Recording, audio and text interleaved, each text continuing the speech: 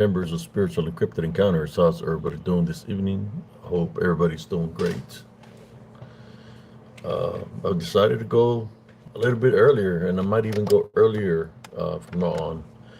But I might still do the late night lives. I decided to do a early morning live just to see if I get some different viewers tuning in here to Spiritual Encrypted Encounters. Since I do my lives late at night, let me fix some of the lighting here. Hope y'all can see me well.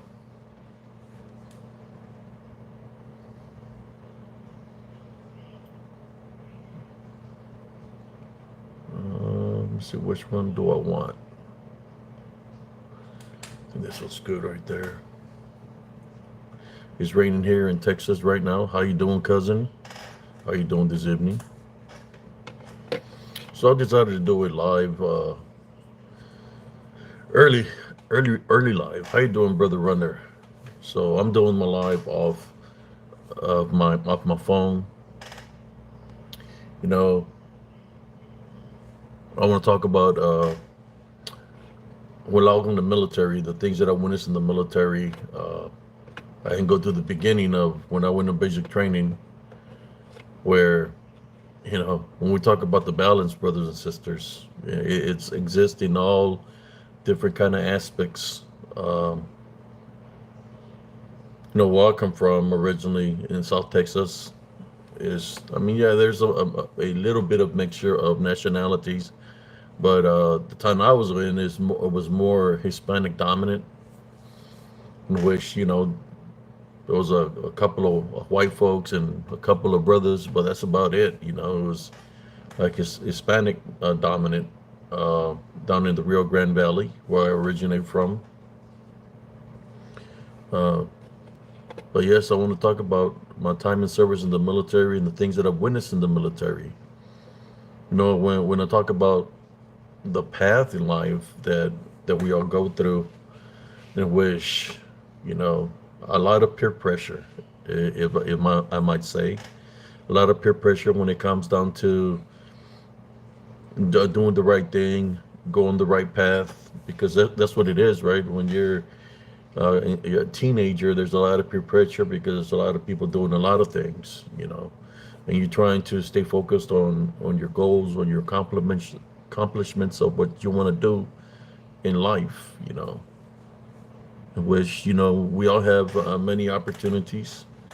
It's just sometimes those opportunities that we have get sidelined because uh, the obstacles that get placed in their path, or the situations where we might lose a loved one drastically through domestic violence that changes everything that's at your reach. It changes because it's at your reach, but it's impossible for you to be able to obtain that because of the circumstances, right?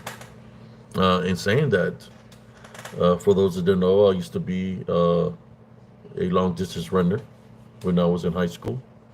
I run a lot of miles every day.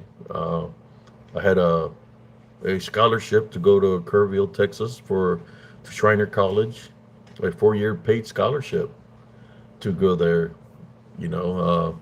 It's just I couldn't go to Shriner College because of what happened in my family, where I lost my mother to domestic violence. So I had to give up that opportunity to go to Shriner College. I couldn't do it. I had to work. I was working 2 jobs.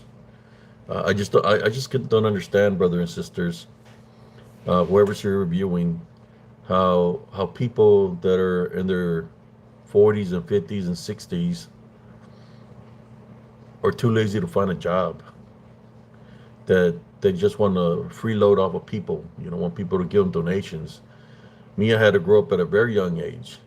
I've been working literally all my life since I was like around 7 and 8 years old, as a migrant worker working in the fields you know, in the cotton, watermelon, and the oranges, whatever job or opportunity there was, that's what I would do. So I've literally been working all my life, and for people that I see that just want to bum off of people, uh, because they don't want to work, there's just no excuse for that. If I could work, I've been working all my life since I was a kid. Even when I was a teenager, working two jobs. Work from like around go to school or in the morning, work from 12:30 to 5 at one job, and from 5 on to another job till 10:30, 11 at night. Uh, where there's a will within the individual, right? There's a way. If you can set in your mind that you can do it, you can do it. There's nothing that can stop you from doing it. But that's one thing I had to give up is a 4-year paid scholarship. It was a paid scholarship to go to college, for cross for it was I was going to be going to for cross country. I gave that up for my brothers and sisters. Then I had another opportunity that came up to me, which was the priesthood. The Catholic priesthood wanted me to be a priest, but within myself, I felt I was right to be a priest, because I had a lot of anger, hatred, and vengeance for what happened to the domestic violence within my family. That I didn't feel that was a calling for me at the time. At one point in time, as they kept on offering me this opportunity, I asked a simple question. I asked, if I become a priest, can you help me take care of my brothers and sisters? They said the only one we can help is you. So there was a simple answer to that. I said no, because that's why I had to take care of my brothers and sisters who were way younger than me. So I gave up that opportunity. Uh, Later on, the one opportunity that I always had that was still with me was to join the United States Army. I had already been talking to recruiters, but I kept on delaying because I still didn't know what I wanted to do. After those opportunities that passed me by, but the opportunity of me being in the United States Army was there. So I believe that was my calling. So it's kind of like when my sister got married. She got married at the age of 19, I believe, or 18. That's when I decided to join the United States Army, and that was my calling. You know what your calling is, especially when you always see it within your dreams. You see, you can say visions of this, right? Visions are being shown to you of your destiny. So that was my destiny, to join the United States Army. A big influence of me joining the United States Army was uh, my padrinos, which were my godfathers. Uh, they were World War II veterans, some World War II veterans, and I knew a couple of people that were Vietnam veterans. But the World War II veterans, now those guys right there, man, you want to talk about hardcore? Those individuals were hardcore. I got to meet them when I was only about 4 or 5 years old. I was cutting their grass, their lawns at the age of 5 and 6 years old.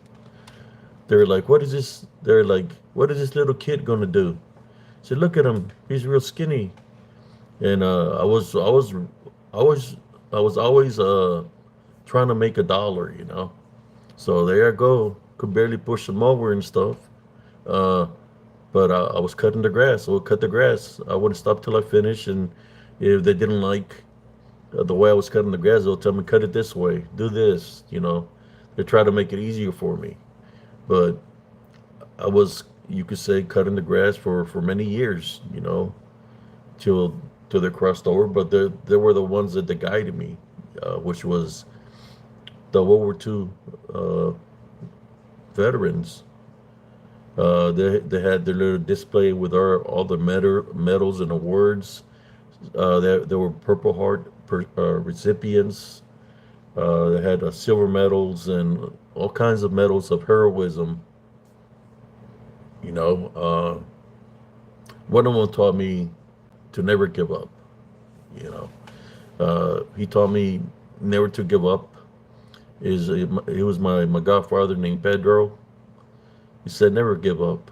I said I don't want you to say, well, this how it happened. I was cutting a tree branch. I was cutting a tree branch,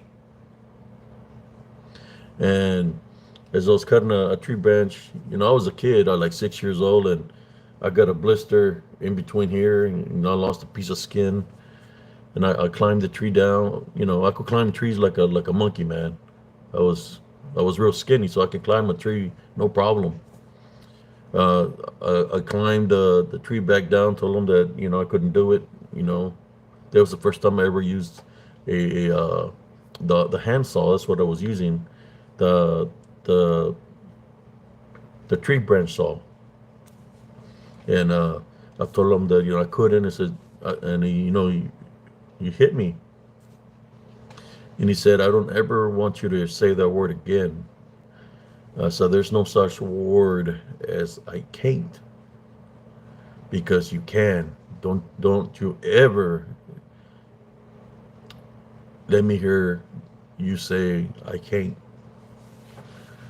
So he put some medicine, put a bandage on there, and I climbed the tree. And he told me to angle the handsaw a certain way. I did, and I cut the branch. I was so excited that he was telling me all the branches he wanted me to cut off the trees, and which I did. He had a lot of trees in his yard, and I cut every branch he told me to cut. Dragged the branches to the backyard and everything.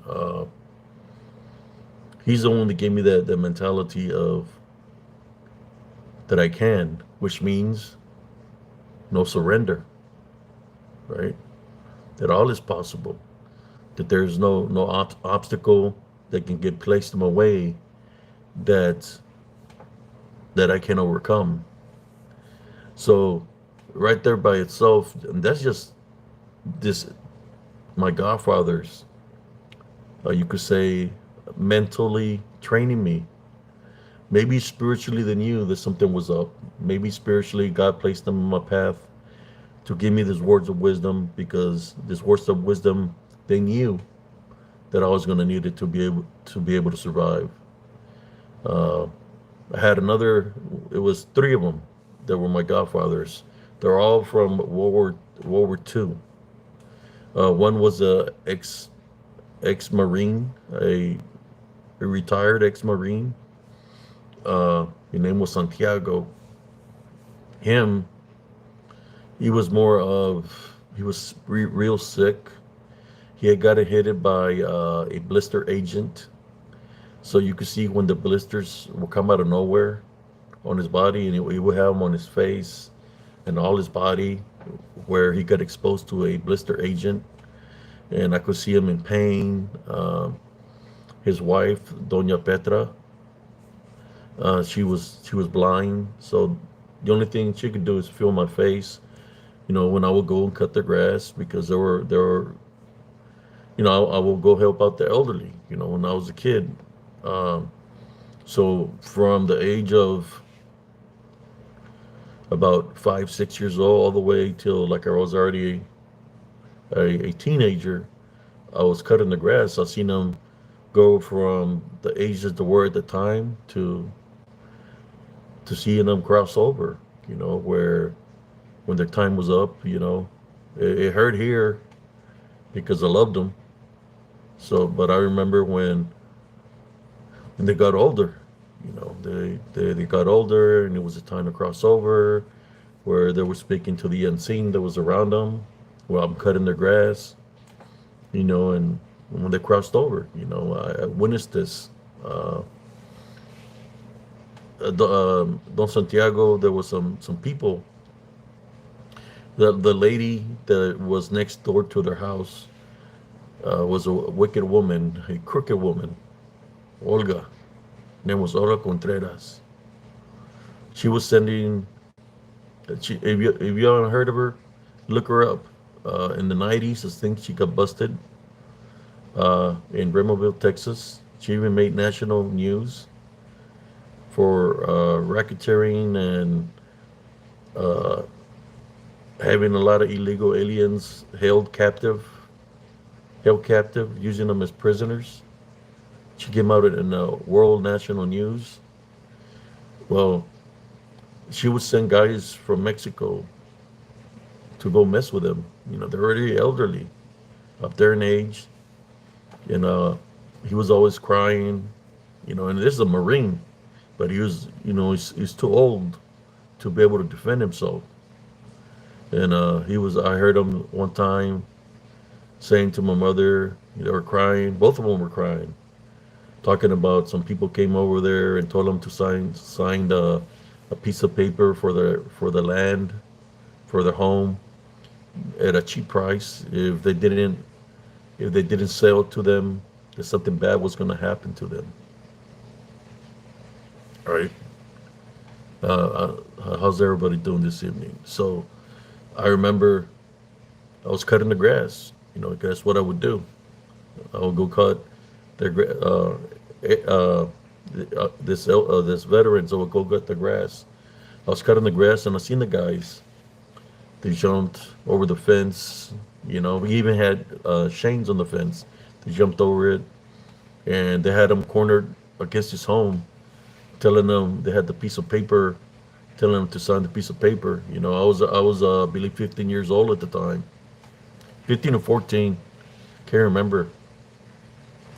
Uh, and I remembered, and I already had it built up within me, because that's my godfather, my godmother that we're messing with.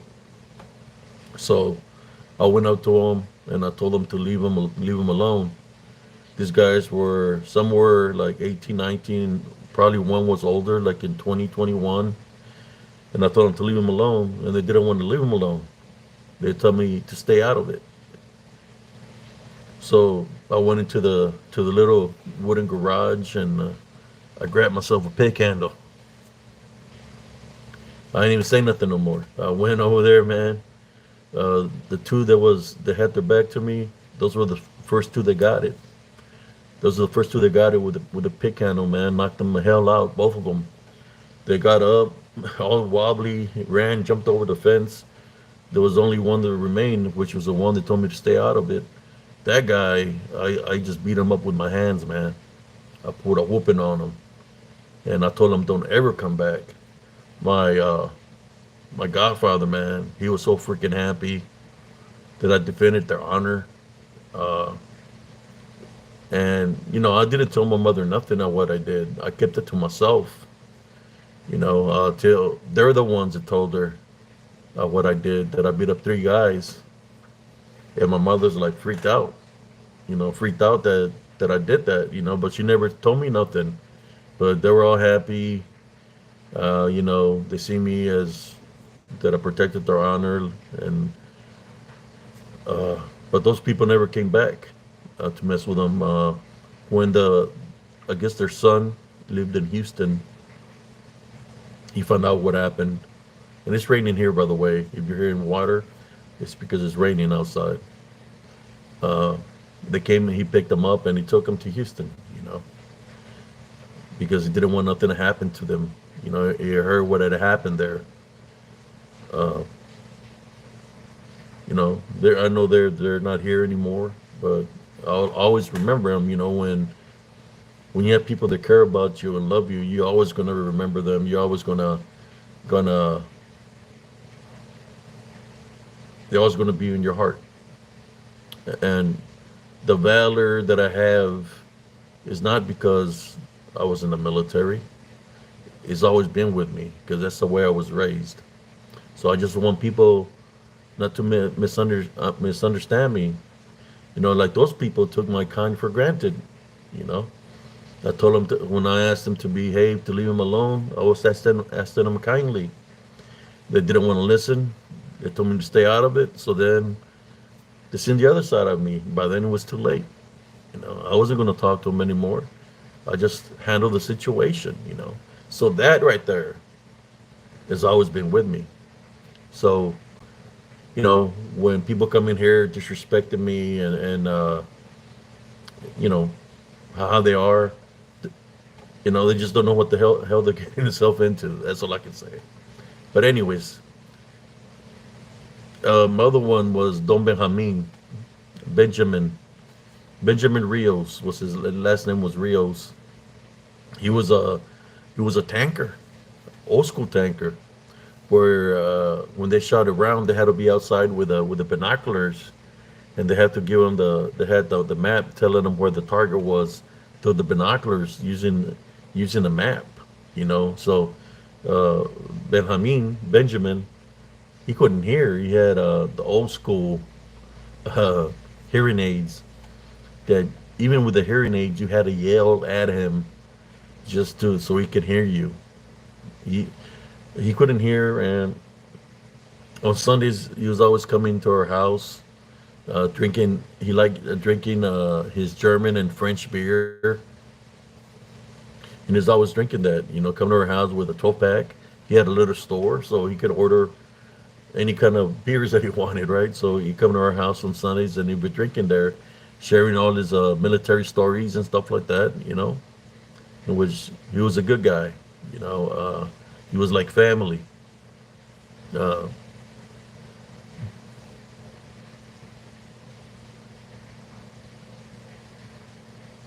yes, Benjamin Rios was his name. A very good man.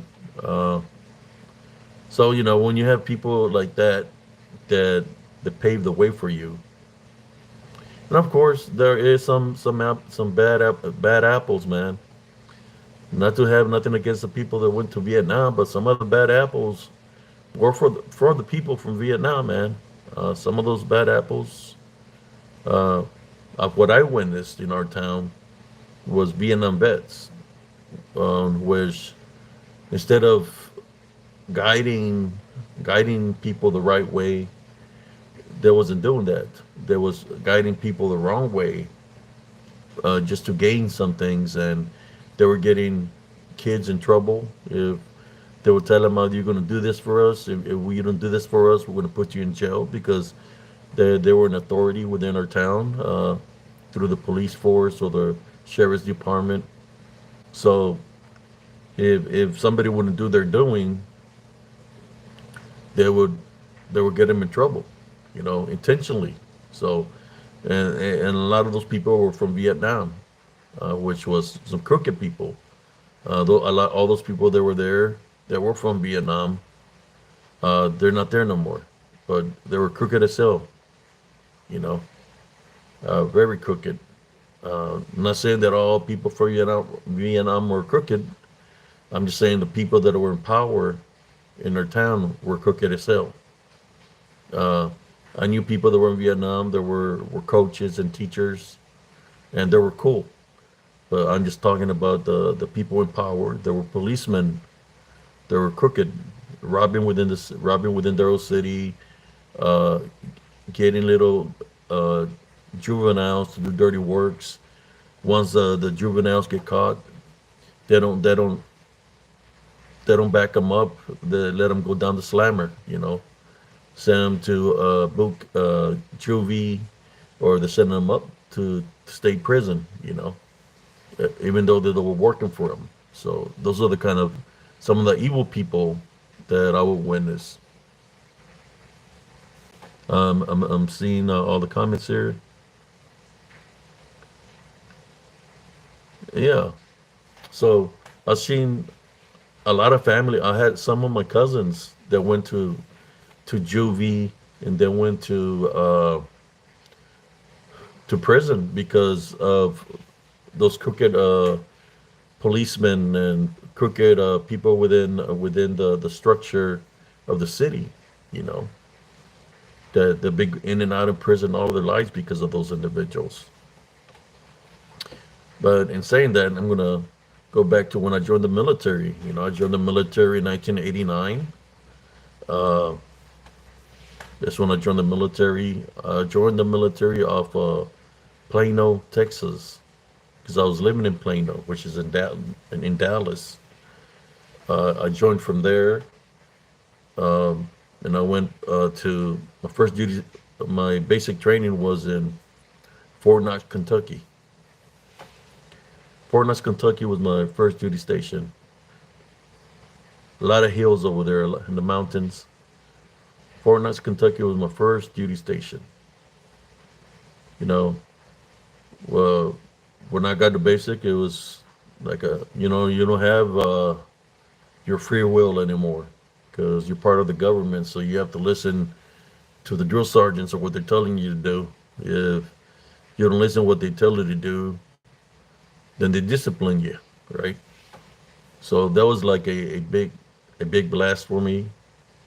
But no, I knew that that was going to happen because they're going to try to mold you to be a soldier. It just, when somebody has already been through a lot and has a strong will and has already had guidance on how to overcome situations, it's kind of like you just go with the flow of things, what the drill sergeants are trying to do. Uh, but I noticed there in basic training that there was a problem with the military. The problem that's not just with the military, it's just about everywhere. And it still exists. It's something that's been plaguing the United States for years, which is racism. I've seen a lot of racism in basic training, in which I had to get into a lot of fights. It was people get in your face, and if it's like a lot of testosterone, from all the people that are coming from different parts of the United States, and they're raised a certain way, right? To believe a certain way. I ran into all kinds of racism. Uh, I ran into KKK members, skinheads. I ran into some that were affiliated with the Black Panthers. Uh, Even some of my own kind pretending to be white from New Mexico, claiming that they were white, but they were more Hispanic than I was because they were darker colored than me. And I'd be like, "What do you mean you're white, man? You look more Mexican than I do." So, and then of course you have people from other parts of the world, like Puerto Rico and demonic Republican, and some Hawaiian. There's different nationalities in which it becomes a problem. Because I mean, you're in basic, you're trying to go. It's already going to be hard or what you're going through in basic training, but then you have to put up with other people's crap.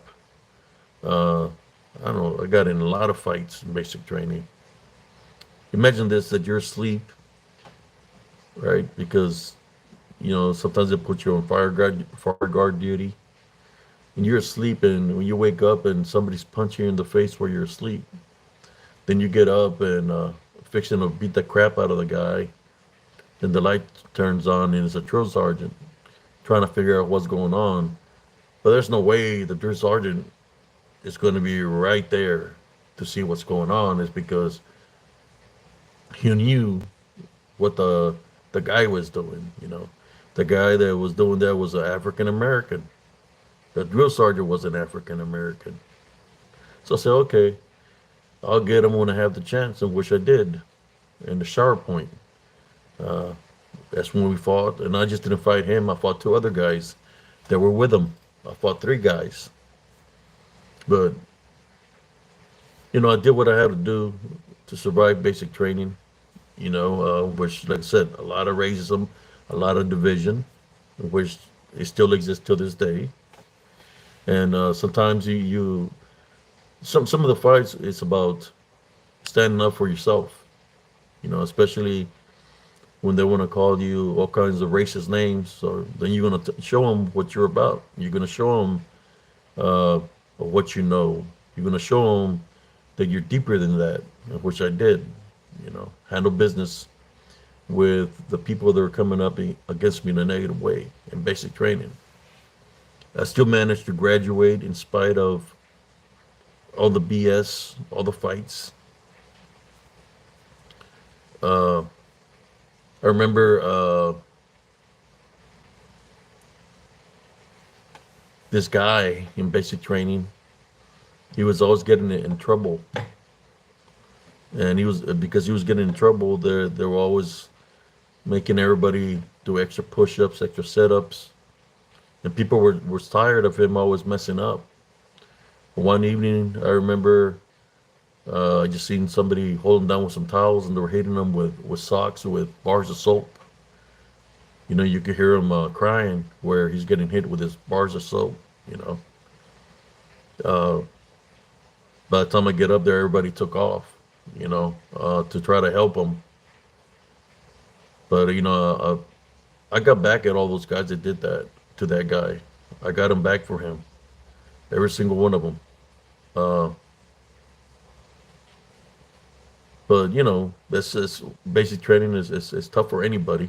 I mean, back then when I was in, I'm more sure it was probably worse. Like in the '60s and '70s, '80s. But when I finally got my orders, uh, my first duty station was Germany. So I went from Fort Knox to Germany. I remember trying to catch the bus that was taking us from this. It's called Disney Barracks to the airport, and there was this guy. You know, we're all in our uniform or dress screens, and I'm trying to. There's one seat open. There's a guy sitting there, and I say, "If you could scoot over," and he said no. And then and I said, "Well, can I sit down over there?" And he said no. And he told me my family doesn't like your kind. That's what he told me. He was a white racist. I said, okay. So I just jumped right over him, sat right beside him. He got mad, and I was waiting to see if he was going to throw a punch or something, but he didn't. Instead, he got up and stood up all the way from Disney Barracks to the airport. And to me, I said to myself, this guy ain't going to make it. Being racist like that, he ain't going to make it because he's going to run into somebody that ain't going to be playing around with that crap, and he's going to get honest truth, he's going to get beat down because I witnessed that in my regular unit where people wouldn't play around. You know, if if you have something to say in a negative way, you better be ready to back it up. That's how it was. Let me see some of the comments here.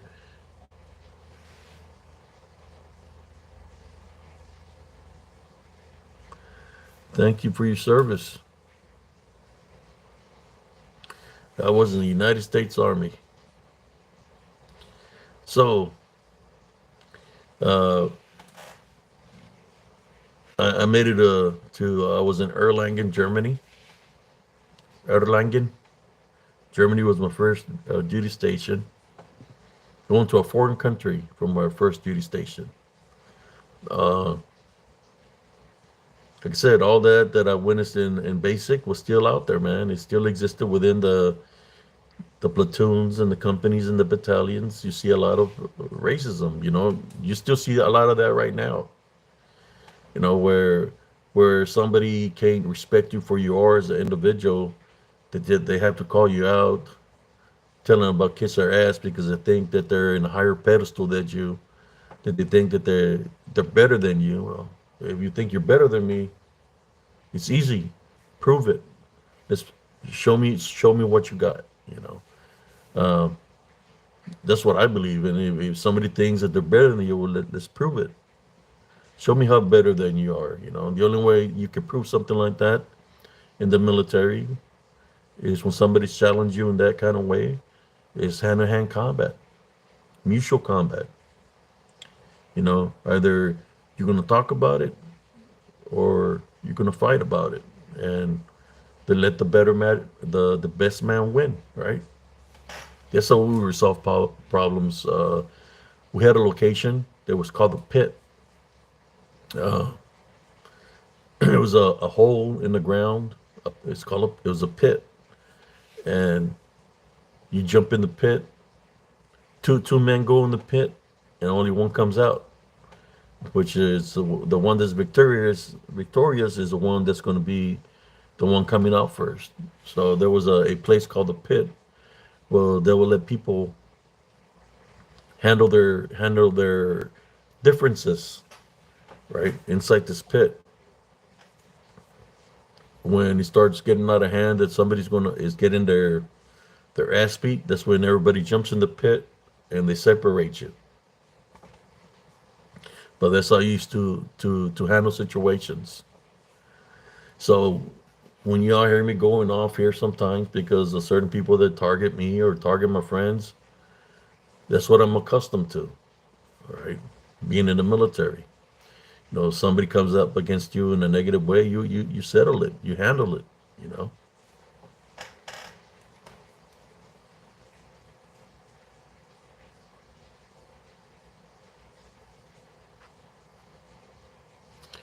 So, well, that's what I'm getting to tell you. I'm just talking little bit of the military before I go into the stories. And if you want to bear with me, still the night is still early. You want to bear with me, I can share some of the stories of what I witnessed out there. All right.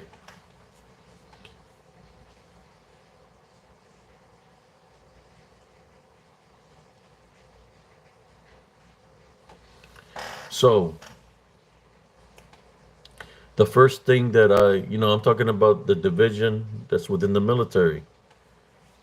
The I was in a all African American black, and I was in a black platoon. I think I was like it was two of us, me and a Puerto Rican, but the Puerto Rican thought he was black. Uh, that was in our platoon. So it's kind of like the people in charge of the platoon didn't like me because I was in their kind, right? So they was always saying racist remarks towards me.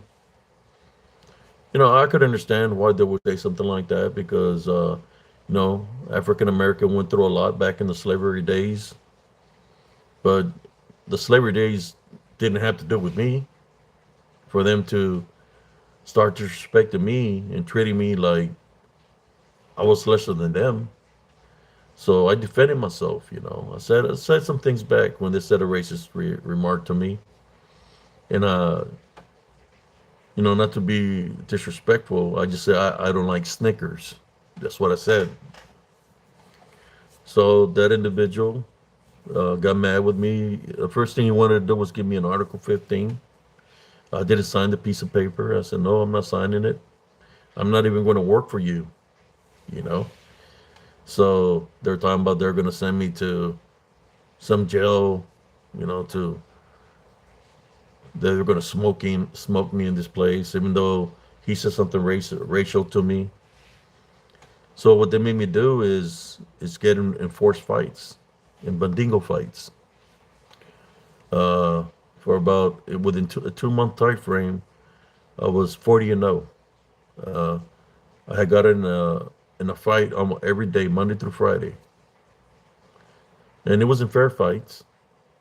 It was where they made me work from 5 in the morning to like around 6 at night, doing KP on my feet all day.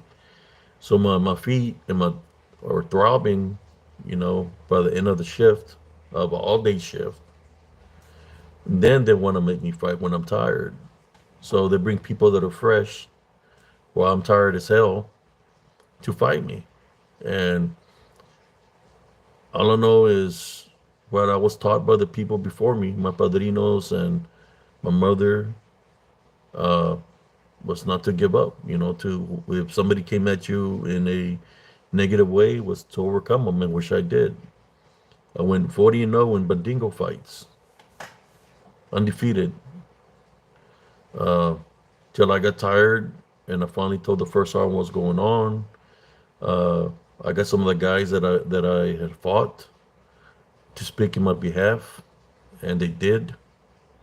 So they told the people that was making us fight, make me fight to leave me alone. They told me they were going to try to get me, right? Because they were part of the Black Panthers. That there were many that they were going to get me. That's what they told me for getting them in trouble. They're going to get me. I was like, it's like me. It's like this. You get in other people that's your kind to fight me. I beat them, and you get mad because I defeated them. And into my mind, I would think, how come y'all just don't try to do something? You don't take care of it personally yourself, so I could take out all my anger, frustrations out on them, right? They never did, but I'm just letting you know that that's what it was when I was in the military. You know, it was crazy, man. That's the way it was. I'm just being honest. And to me, it's not dealing that. I don't hate nobody. I just when you're placed in a situation that you have to fight, even though you don't want to. They told me I didn't want to fight the people. They told me if you don't fight, we're gonna give you an Article 15. We're gonna take your rank. You're not gonna get promoted. We're just gonna give you Article 15s. We're gonna give you in trouble. You have to fight. Okay, so I did. You know, I defeated every opponent that placed in front of me, and even like that, I wasn't happy. Then I was asked, "How come you just don't let one of a kind beat you? If you let somebody one of a kind just beat you, then you don't have to fight no more." And I told them that's not the way I was raised. I was raised if somebody is going to start a fight with me, for me to finish it. So I did what I did. So I went undefeated. Yes, brother Vincent. And you know what? Some of the other guys, they were young too, and they were forced to fight. Because I talked to them afterwards. That's one thing that I did. Every person that I fought, because we had to go to the mess halls and eat. I would see them there, and they'll be looking away from me like they're scared, and I go up to them and say, "Man," say, "Look, I got forced put in a situation. I know you got placed in a situation." And I said, I'd rather be your friend than your enemy. And I would give them my hand, and they would shake their hands with me. Say, "You don't have to worry about me, man. Don't be afraid of me. I'm not going to do nothing to you." So we became cool. There was a lot of people that made me fight. They were cool with me because I showed them that I wasn't a bad guy. That I got placed in a situation that I had to do what I had to do, and that's why I wouldn't go to the extreme on these people, because I'm more sure they were being forced also, and there was gambling going on too with these fights, where they were betting money and all this kind of stuff. Um,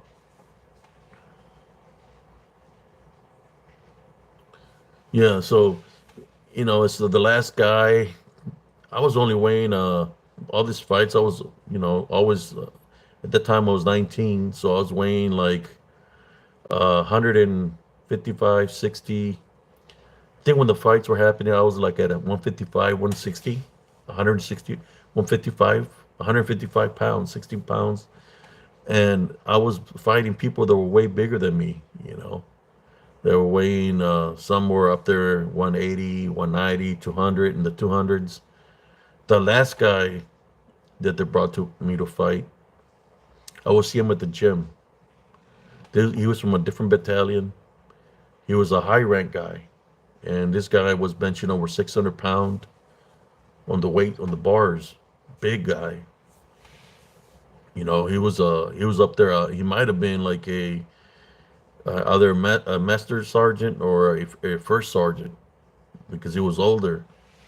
So he came. They brought him, and they always had the crowd around me like that. Back then, they only had VHS. I remember some people with VHSs recording the fights from the billets. So I remember this big guy, and I recognized him. He looked at me and said, "Are you the one that's messing with my people?" And I didn't say nothing to him. When you've already been in 39 fights, there's nothing to say anymore. It's like it's like it's just the first in nature. You just have to overcome whoever they place in front of you. So when he's talking to me, I'm just studying him because I already know that that's going to be my opponent. So I'm studying to see if I could find a weakness on his stance, how he's standing, if he's got any. And I noticed that he tended to favor his left side more than his right. So that was letting me know that he had an injury somewhere on his left side, the way he would stand. The words that he told me, he said, "Boy," that's what he told me, "Boy, when I grab you, I'm going to break your back and you're going to be paralyzed for the rest of your life." That's what he told me. That he was going to break my back and paralyze me for the rest of my life. That's what he told me. So I didn't even focus on what he told me. I was in the zone. I was studying him. He said, "You don't talk." I didn't say nothing to him.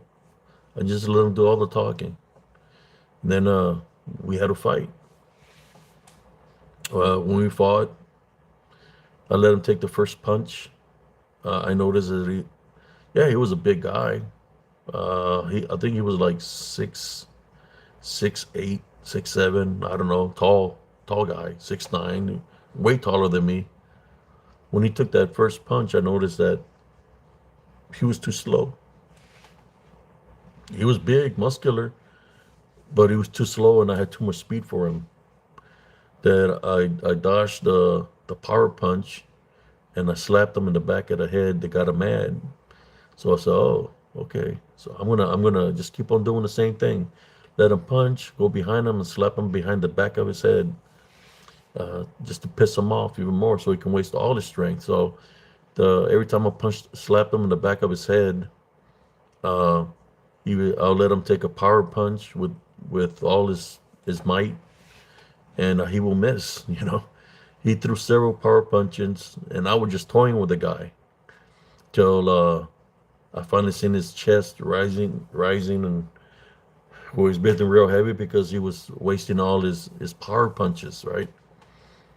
Uh, that's when I let him take a swing at me.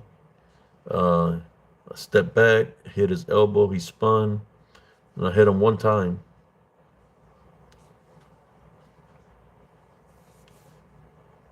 I didn't hit him with a fist. I hit him with this.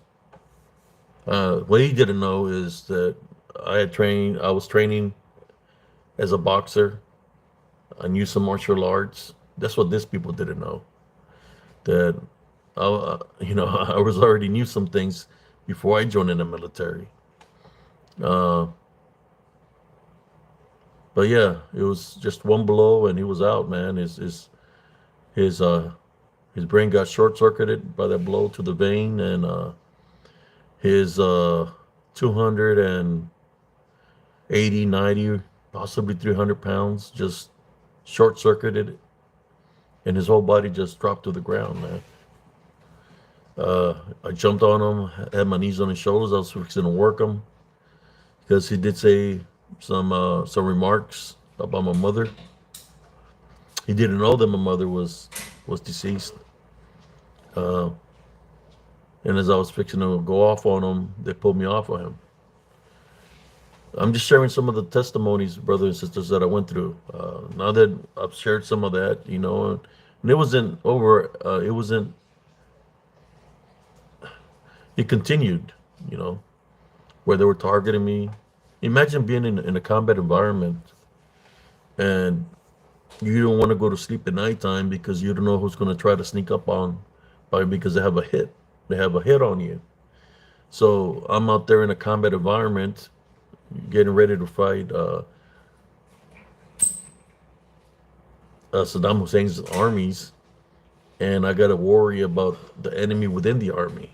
So imagine that, being out there and you don't want to sleep on a cot, or because they're gunning for you. They already said that they're coming for you. So you got to worry about the enemy and the enemy within. So that's how it was for me. But I don't want to stick too much to the other stories that happen, because there's other things that happen. But I want to. I'm not. I'm just letting you know, brothers and sisters, that when I was in, it was like that for me. I didn't have a good memory. The good times that I do have, I had to make the good times. Every the rank that I got, they didn't give it to me. I had to earn that. You know, like I said, most of this is people that were in charge. There were ex-drill sergeants. So ex-drill sergeants, they know everybody. It's ex-drill sergeant. They have partners everywhere that are stationed in different duty stations, and they can track you down where you're at. So that's the way it was for me. But besides that, so let's get down to the nitty gritty. Not only do you want to hear some more of the stories of what I'm sharing, of other things that happened when I was out there in this nature in Operation Desert Storm, which is some of the acts they try to do were not good, especially when they're trying to kill you. Let me see some of the comments here. Thank you, Brother Vincent. No, that's not a good feeling, right? When somebody's forcing you to do something that you don't want to do. If it's what you want to do, right? That's the way it should be. If you want to do something, is if you want to do it, not that somebody's making you do it.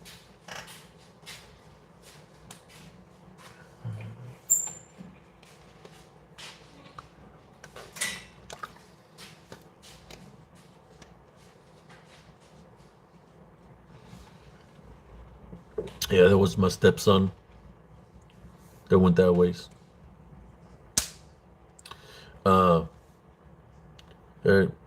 just put it this way: in the desert, for those that know the desert is hot during the day. Temperatures of 100 and upper 20s, 120 something, and you have to drink a lot of water during the day. Then at nighttime, it's cold as hell. That you have to wear extreme wet weather, extreme cold weather gear at nighttime just to stay warm. So it goes from hot to cold every day in the desert.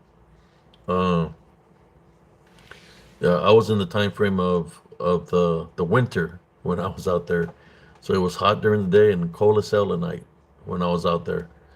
Um, I got there on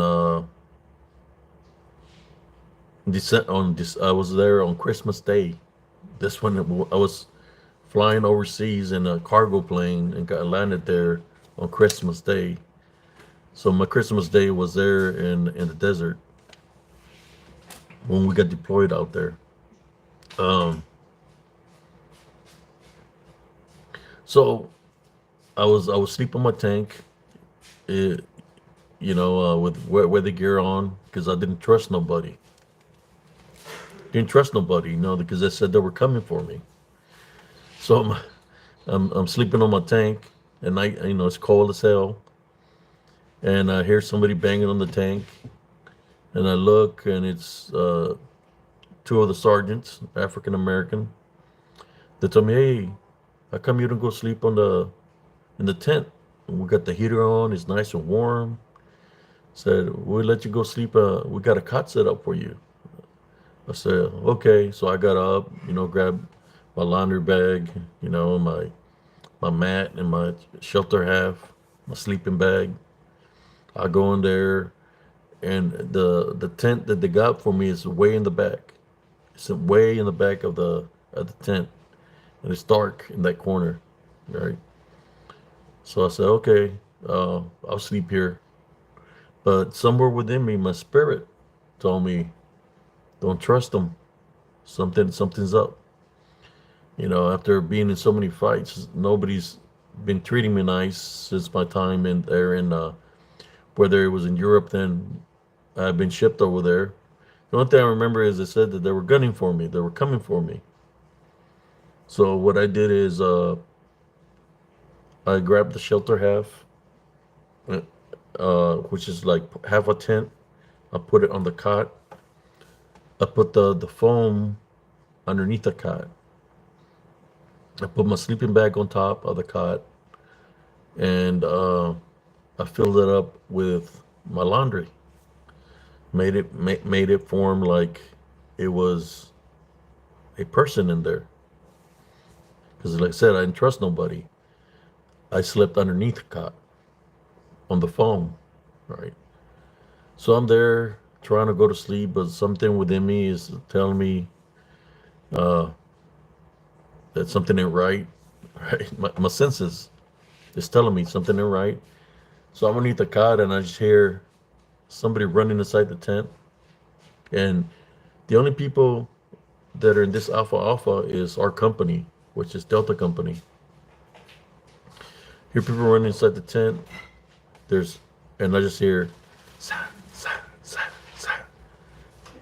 I see bayonets. Uh, the bayonets are being, they're stabbing the hell out of the sleeping bag, thinking I'm inside the sleeping bag. And then they took off running. When I looked from underneath, the ones that did that were the same guys, that told me to go sleep in there. My sleeping bag was full of holes. Uh, for those who know a bayonet, the bayonets, we all had, we were issued bayonets to carry with us just in case we run out of ammo. Well, we can defend ourselves with a bayonet, which is like a knife, right? We would carry two of them. I think say one. No, I had I think one or two. I can't remember. Uh, but that's what they stabbed my sleeping bag with, was the bandit. Those two guys. It might have been three because it was dark, but I recognized them because when they passed the heater, I seen their faces. Uh, so the following day, I got my sleeping bag full of holes. The cot is full of holes. When they try to kill me, and I'm taking this to the company commander to show him the holes that are in my, in my the shelter hat's got the holes too, you know. So I'm showing all the items that I got full of holes, and these guys are telling my company commander that I'm a dangerous person, that they should confiscate my weapon from me. They were higher rank, they were sergeants, I was just a PFC. So he looks at me, my company commander looks at me, and he tells me to give up my weapon, which was a 9 mil that I had in a holster here.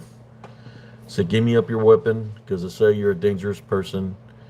And I said, so I guess you're turning blind, or the other eye that I'm showing you what they tried to do to me, to my sleeping bag, and you taking their side? He said, through the Geneva Conventions law, if you don't follow my direct order, I have the right to kill you. That's what he told me. So I, okay, sir. I said, I see how it is now. Uh, pull out my weapon. My weapon was already on fire, locked and loaded. Pulled it out. I said, here's my weapon, sir. Pointed straight to his head. I said, I've done so much for this company. I'm showing you, you turned the blind eye to see all the holes that this guy's tried to take me out. I just want to know one thing, and I'm looking at the guys. Who's going to be the first one? Who's going to be the first one to die out here today? Is it going to be you, or is it going to be them? And I'm pointing the gun at him. He looks at them, and he tells them, leave them the fuck alone. Because he knew what they tried to do to me. I knew he knew, especially when he took their side. And he told them, leave them the fuck alone. You tell them, sir, that if it come even 3-4 feet near me, that I'm gonna take them out. You let them know that. They're 3-4 feet near me. That's it. They're done. And that's the way it was. They stayed away from me, you know. But I had to do that because of what they tried to do. Well, you know what? Karma's a bitch, man. I'm gonna tell you why. Because one of those guys that tried to do that to me, I heard he died a horrible death, man. I heard that through the grapevine, I heard that I guess his girlfriend, or he was very jealous, and his girlfriend was messing with his other guy or something, and that he got killed. That's part of karma, right? He tried to kill me, uh, but I heard he got killed. I think he got killed in Fort Hood, to my understanding. But yeah, I went through that. That's even before going to war.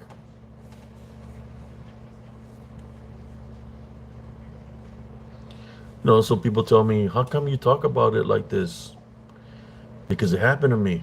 I experienced it. You know, I have a picture, brothers and sisters, that I'm going to place. This is it's a picture of me after being forced to do something I don't want to do, which is 40 fights. When you see that picture, me when I was 19 years old, this is before even being in combat.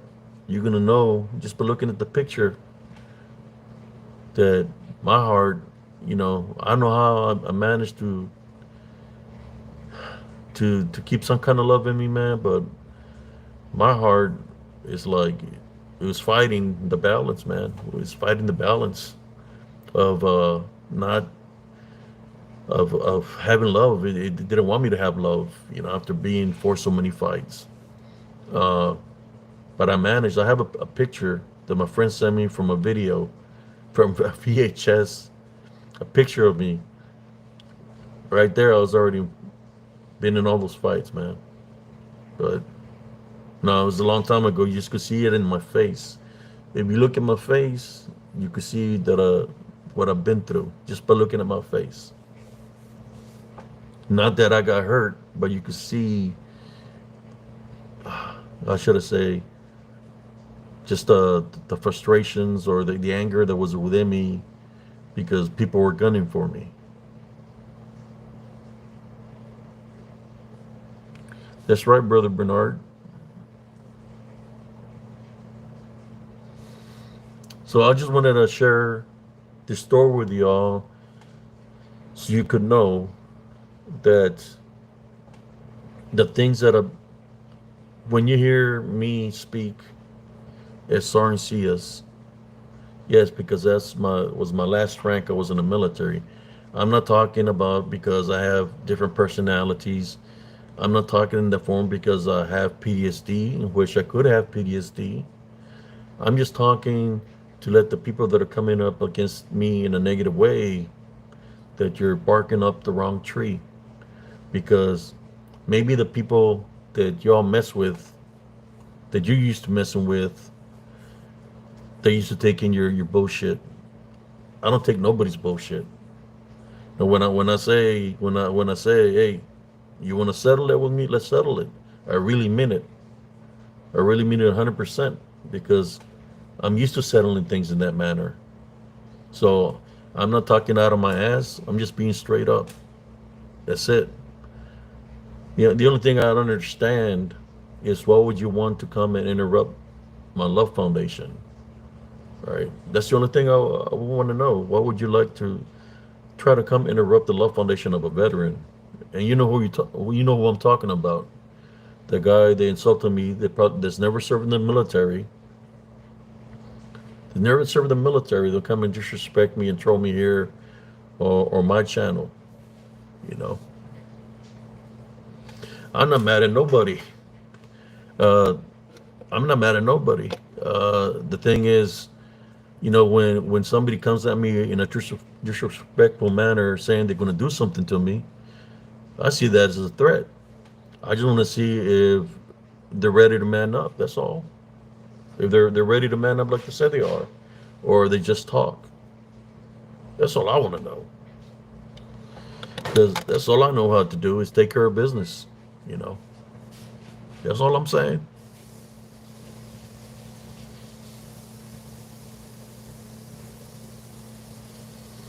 But they can test the boundaries of the foundation all they want to.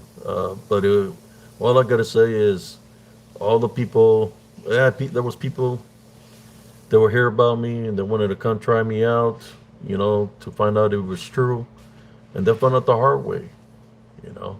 After they found out the hard way, they couldn't even look me in the eyes, you know, and that's all it was, you know.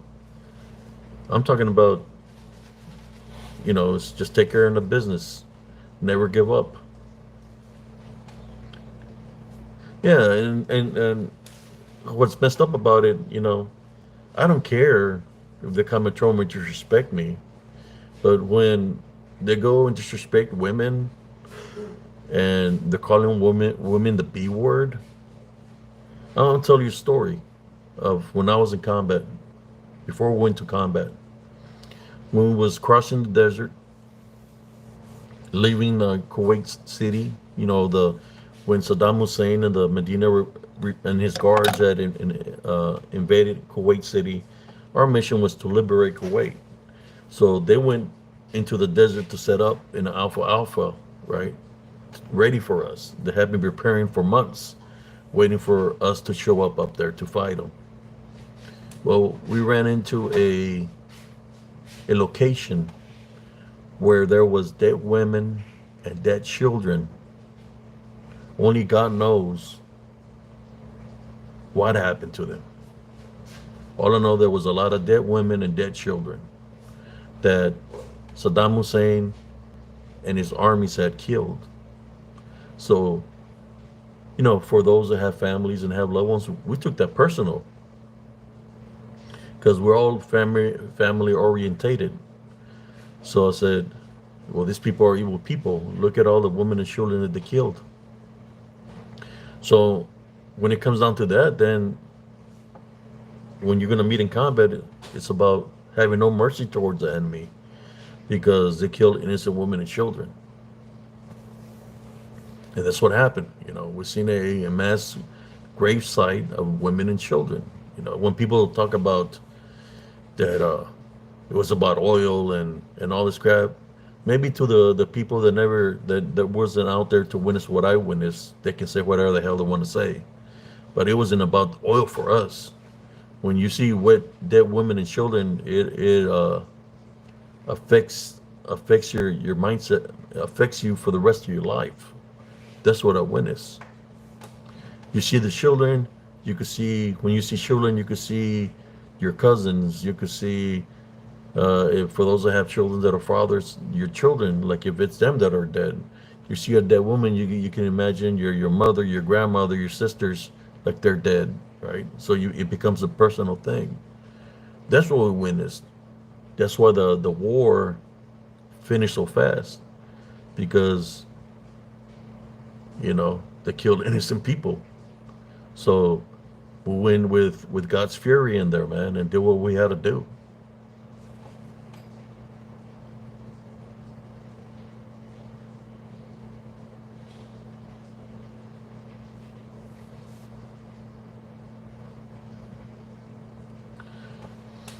And a lot of soldiers won't talk about this because they were afraid to speak about it because soldiers are just trained to follow orders, and sometimes it would have people in place that will tell you, don't talk to anybody about this.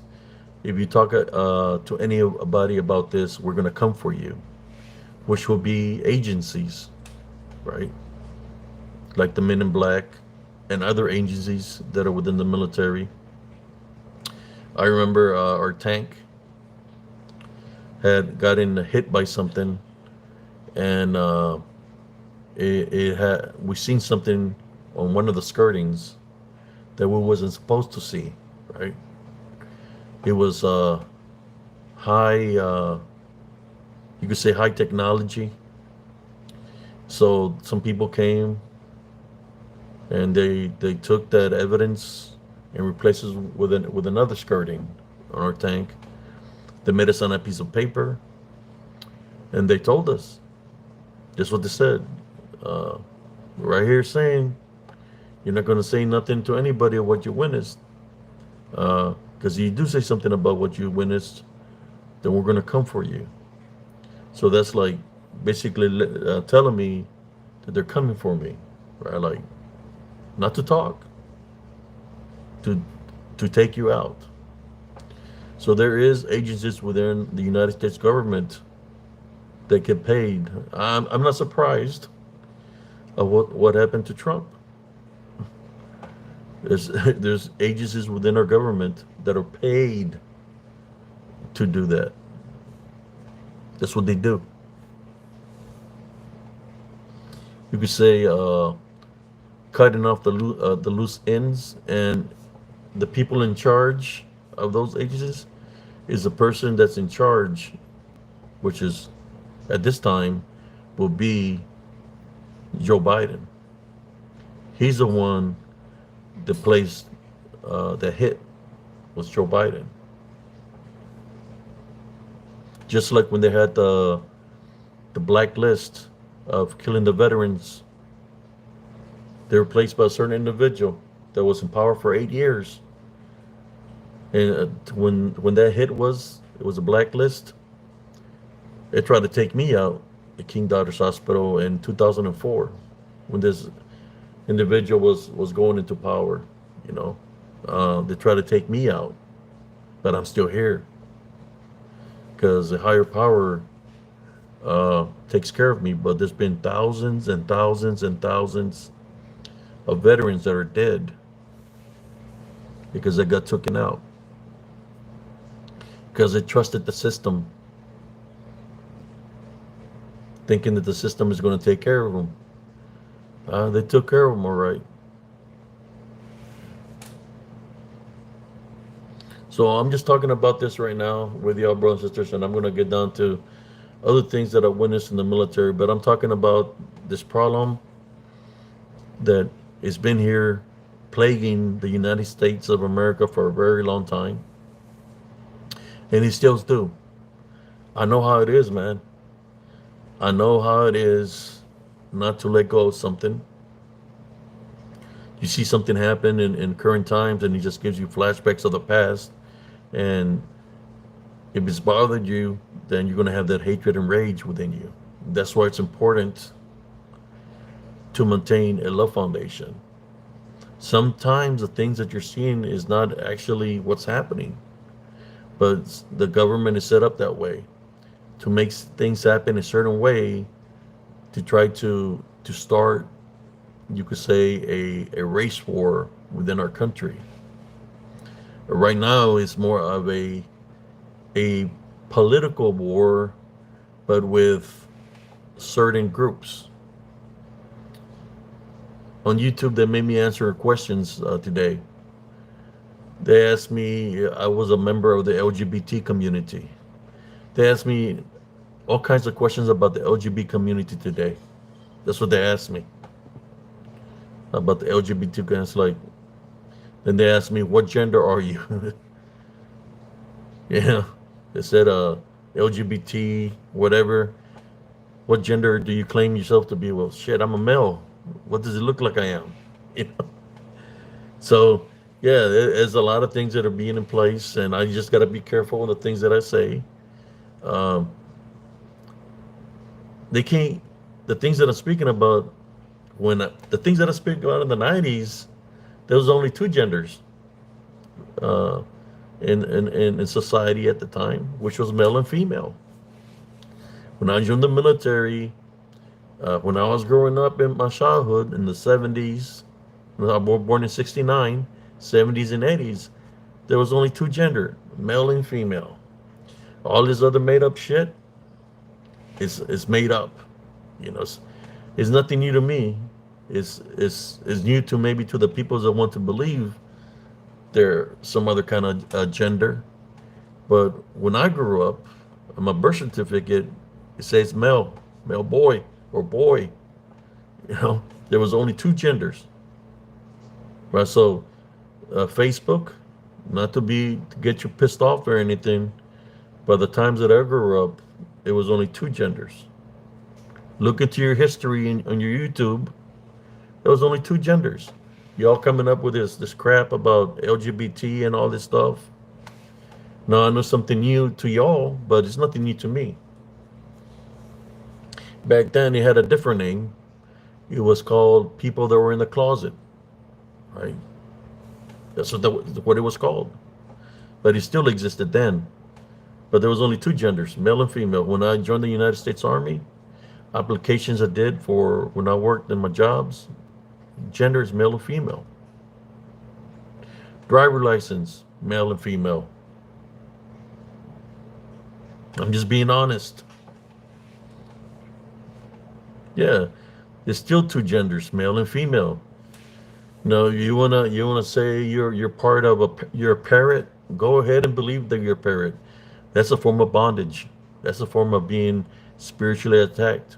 Uh, if you're a female and you're pretending you're being a man, something's got control of you. You know, spiritually, something is distracting you from your true path in life. You know, I have nothing against nobody, but I'm a type of person that I'm gonna speak in truth.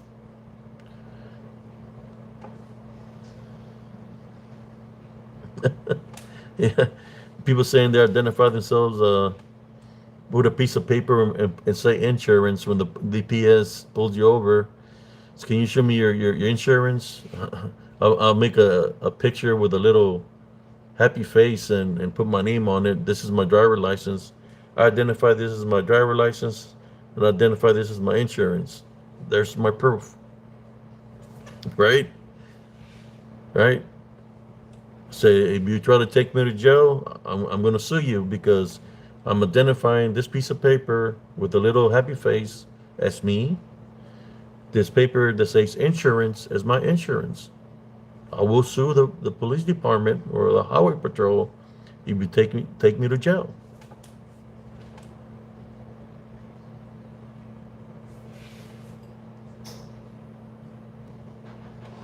That's right, brother. The demonic spirits.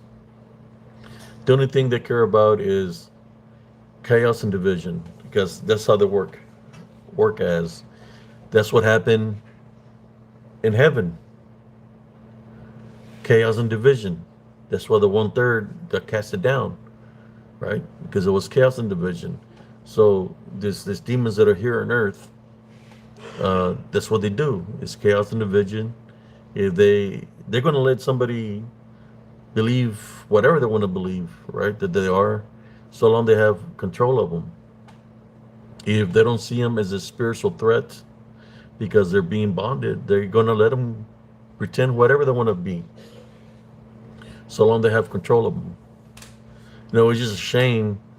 And about this is that these people that are part of groups, they know that they're misleading in the wrong way. It's because the people in charge of those groups or movements, they're affiliated with the demons. So the more people that they get to join them, the greater rewards they think they're going to have when they go to hell.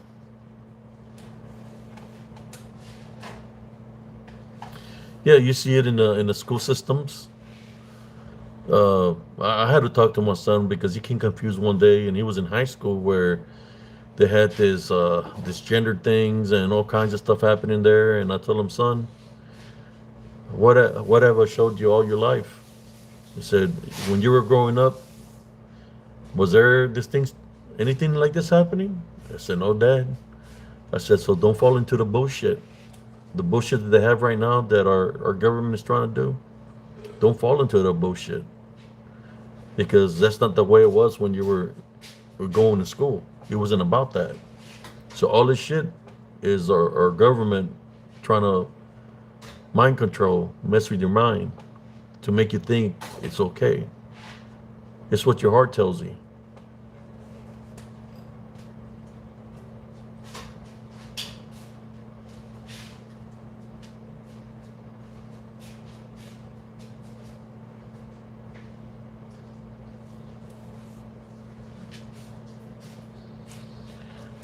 Yeah, Masonic law, Masonry, the Freemasons, that's what they believe in. I knew a Freemason, uh, not because he was a Freemason, but because his grandfather was a Freemason.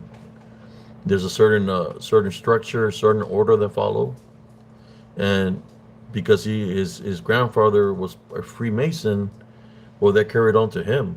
And what I'm talking about, the generational curses, is no different than brujeria, than witchcraft or voodoo.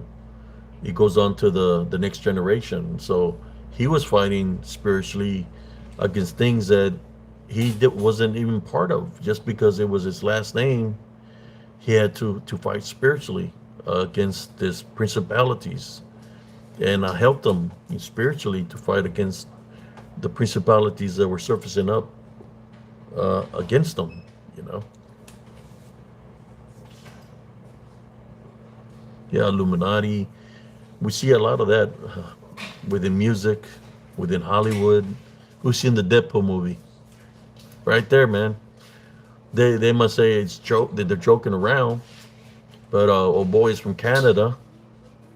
There you go. This somebody said that was from Canada. If they catch me speaking the things that I say here on YouTube, that it could put me in jail if I live in Canada, because I'm talking my freedom of speech.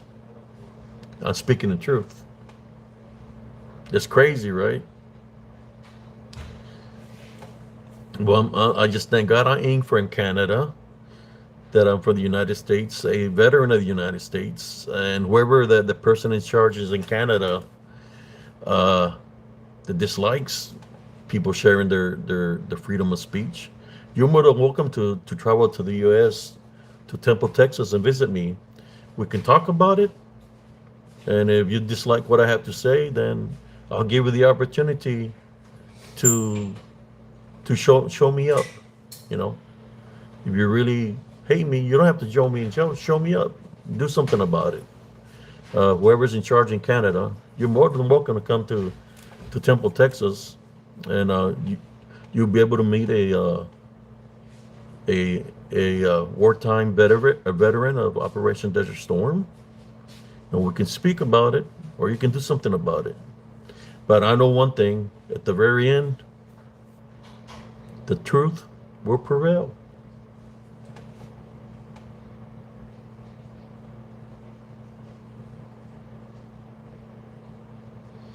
We're going to talk some of the things that happened out there when it was in Operation Desert Storm.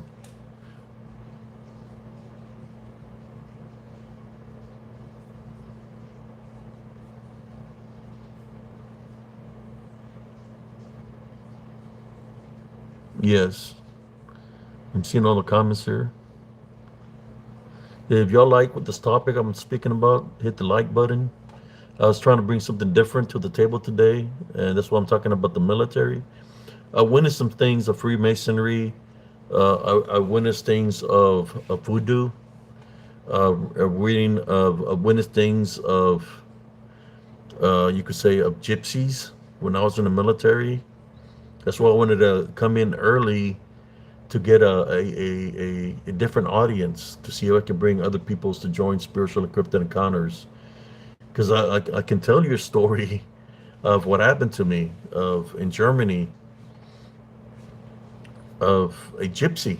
You know, I can share the story. If you want to hear the story of the gypsy, so we're talking about Freemasons, there's other things that exist also. If y'all want to hear the story of the gypsy, give me a thumbs up. I was 19 years old when I was over there.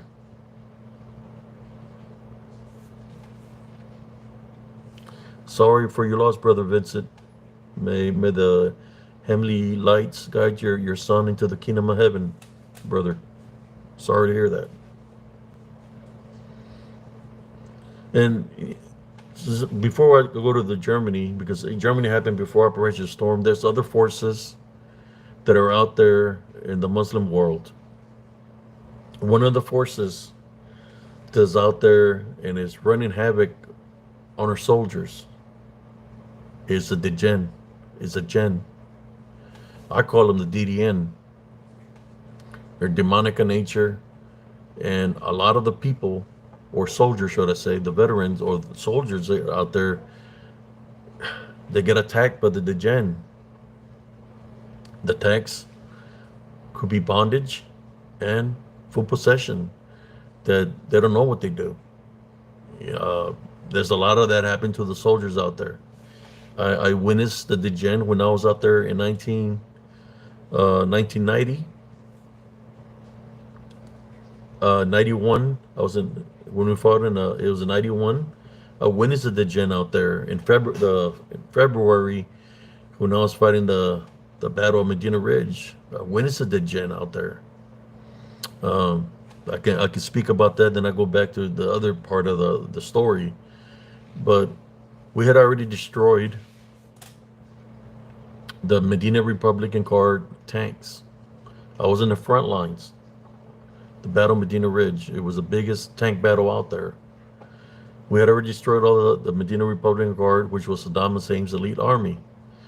So as we got closer, moved forward, like maybe within 500 meters of where their camp was, there was people coming out of the ground from underground bunkers, and some of them had white flags that were giving up. Some would come up trying to shoot, so they would get taken care of, right? But I witnessed something because I was a driver. The gunner and the gunner, the loader, and the TC are on the turret. I'm in the hole. That's where the gunner is at. I mean the driver. So smoke rises. So I'm seeing these guys to my far right. They're Before I seen them, something happened. I see one come out of the ground, and he stands up. He's moving like a freaking snake. He stands up and he's looking at me, and I could see like yellow in his eyes. This guy literally leaps like 13 feet, like straight up, and lands on top of my front slope. He's on my front slope, and he's got an AK-47, and he's got a smile on his face. He's got like a yellowish glare in his eyes, and he's looking at my crew because the smoke is rise and they can see him. And I'm telling them there's somebody on the front slope. So I had my 9mm, pulled it out. So as I hit the brake, I opened up my latch and cranked it open, and I said, "Hey." When he looked down, that's it. I kept my gun loaded, my M9. So one shot, one kill, right? That guy jumped, and I'm getting bullets flying, they're trying to kill me. I closed the hatch back up, and that's when I seen it, the degen. It was floating in the air. At first, I thought it was smoke, right? Because a degen, it's like a dark spirit, right? I thought it was smoke that wasn't rising, that it was just stuck there. Then when I looked at it, it's like, man, that's not no smoke. So I seen the people. There was like, to my right, there was like 5 people that had white flags that were been surrendered. That were through the Geneva Convention laws. You have to, take them as POWs. So I seen the degen that was floating in the air go across like this and went into the guy that was holding the white flag. When it went into him, he dropped the white flag, picked up his weapon, and aimed it. He got eliminated, and the degen kept on jumping from person to person, doing the same thing. He was out there collecting souls, right? So I witnessed the degen doing that out there, in which it has the ability to possess. So all I'm saying is this, that there's a lot of our soldiers, that things are happening out there because of those unseen forces,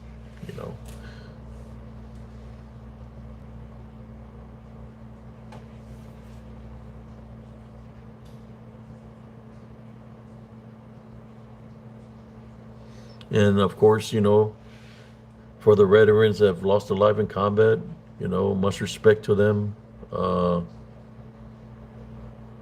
It's just when you're in the military, you face all kinds of trials and tribulations. It's not just physically, it's spiritually. That's why I talk about always maintain the Love Foundation. Luckily, before I went to the degen, the day before we rolled out, to go into battle. We knew the day before, because they had told us that we were going to be fighting the front lines, that we was able to pray. We prayed to God to protect us, to protect us and to guide us to whatever we have to do.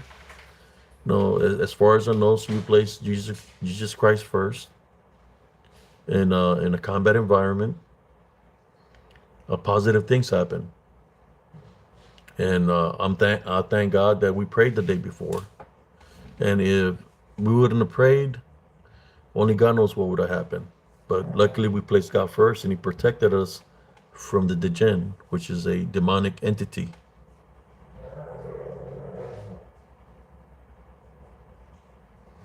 That's right, Brother Vincent Mills.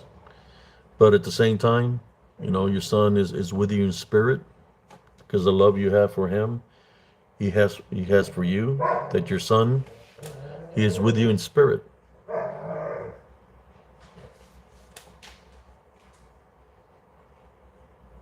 Yeah, I witnessed people lose their lives even before combat on the railhead. Seen a guy get electrocuted by the live wire in Germany on the railheads. Is there live wires in Germany that even the birds don't land on the wires because if they land on the wires, they become fried. Uh, birds like to land on wires. Well, the wires we have here in Germany, they're live wires. The ones on top, they're live. So if you touch them, you get electrocuted. That's why their trains go so fast. But I witnessed a guy, and I'm tiptoeing back and forth, uh, get electrocuted. I remember his name. When you experience something, you remember people's names. His name was PFC Mosaic. I didn't know who he was. I just remember we was on a detail to take the tanks to Bremerhaven. I seen a soldier standing on top of a Bradley. He didn't have his Kevlar on.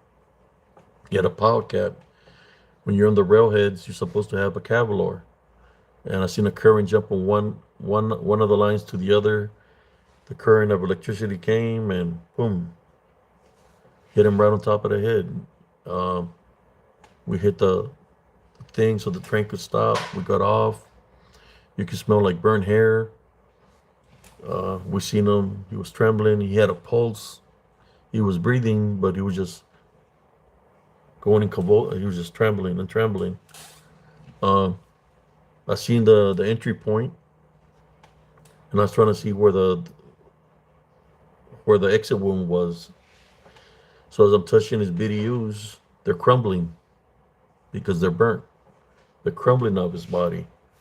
The dog tag he had around here with a rubber was melted on his chest, and I kept on touching his pants to see where the exit wound was, and his BDUs were crumbling. Uh, I went down to the left boot because there's a dog tag down there, and that's where the current went through. Is through, I guess the dog tag that's on the left boot. It went out through there, but he passed away. Um, After the detail, we went back, and within a week, we found out he had burned every bone in his body. His body had no bone; it was just flesh. So he had burned every bone in his body. His parents came and they disconnected the machine, the vegetable machine. But yeah, I witnessed that.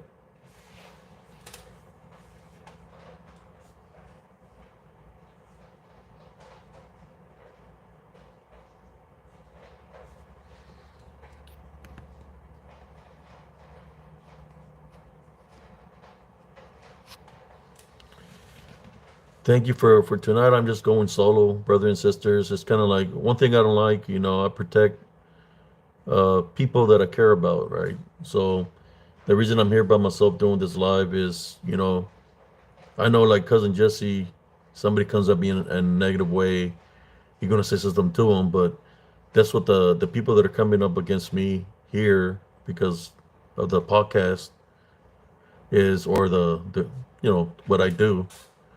They're doing that on purpose. So That's why I'm just going live here by myself today, and cousin Jesse is moderating. Uh, how long I'm gonna go live by myself, I don't know. But if I have to, I'll go through StreamYard. But for right now, I'm just doing this live, just speaking about this. Uh, but yeah, imagine that you have to worry about the enemy you're gonna fight, the enemy within, and then the unseen enemy that's out there also, which is a spiritual enemy, part of the balance. It's crazy, but it exists. The two times that I went out there, I went in during Operation Desert Storm, and I went back in 95, 96, when I was got cross attached with an infantry unit or tanks, and went out there to guard the Iraqi borders. I witnessed the Jinn out there again. It's kind of like they know that they don't like God Love Foundation, and they surface up. They try to come up against me even then. That I was literally fighting spiritually at nighttime out there against the Jinn.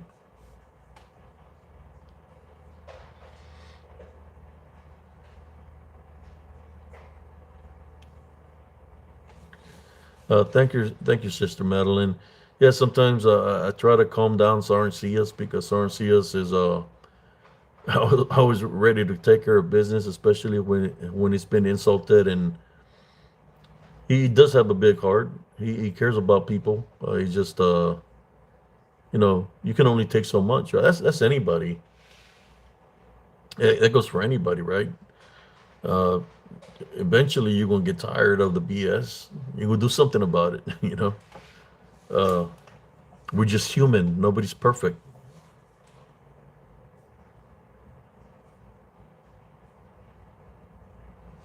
Yeah. So when I went back in '95, there were a lot of them. There wasn't the one degen that I seen. There was many degens. Uh, for some reason, they like to get around where there's energy. We were burned trash during the day, right? The burn pits. We were burned trash. It had all kinds of stuff in it. At nighttime, the djinn will go stand around the heat, around the fire where the fire was during the day, and there was be around there like storing, getting energy off the heat. But you could see them standing around the burn pits at nighttime. They were pretty tall. Uh, whether it was Ghost of the Jinn, they were out there, and they still exist. Matter of fact, when this new Iraqi war happened, I knew a soldier that went out there. He came back. He came back with an attachment of a Djinn, in which he changed as an individual, and he started calling upon Beelzebub, trying to give his family away to Beelzebub. You could tell he was demonized. I remember when he was doing that, his family was in the vehicle, and I started praying to our Father against him. That's when I found out he had so, the jinn in him, and I fought spiritually against him that day. Uh, he came back to my house, found there with a shotgun in his hand, a loaded shotgun, like he was gonna use it on me. But I wasn't afraid, you know. I just maintained my love foundation. But that guy, he got kicked out of the army, lost his children, lost his wife. I don't know if he's still alive or not. But there is a lot of soldiers that are coming back with negative attachments of the Djinn from overseas.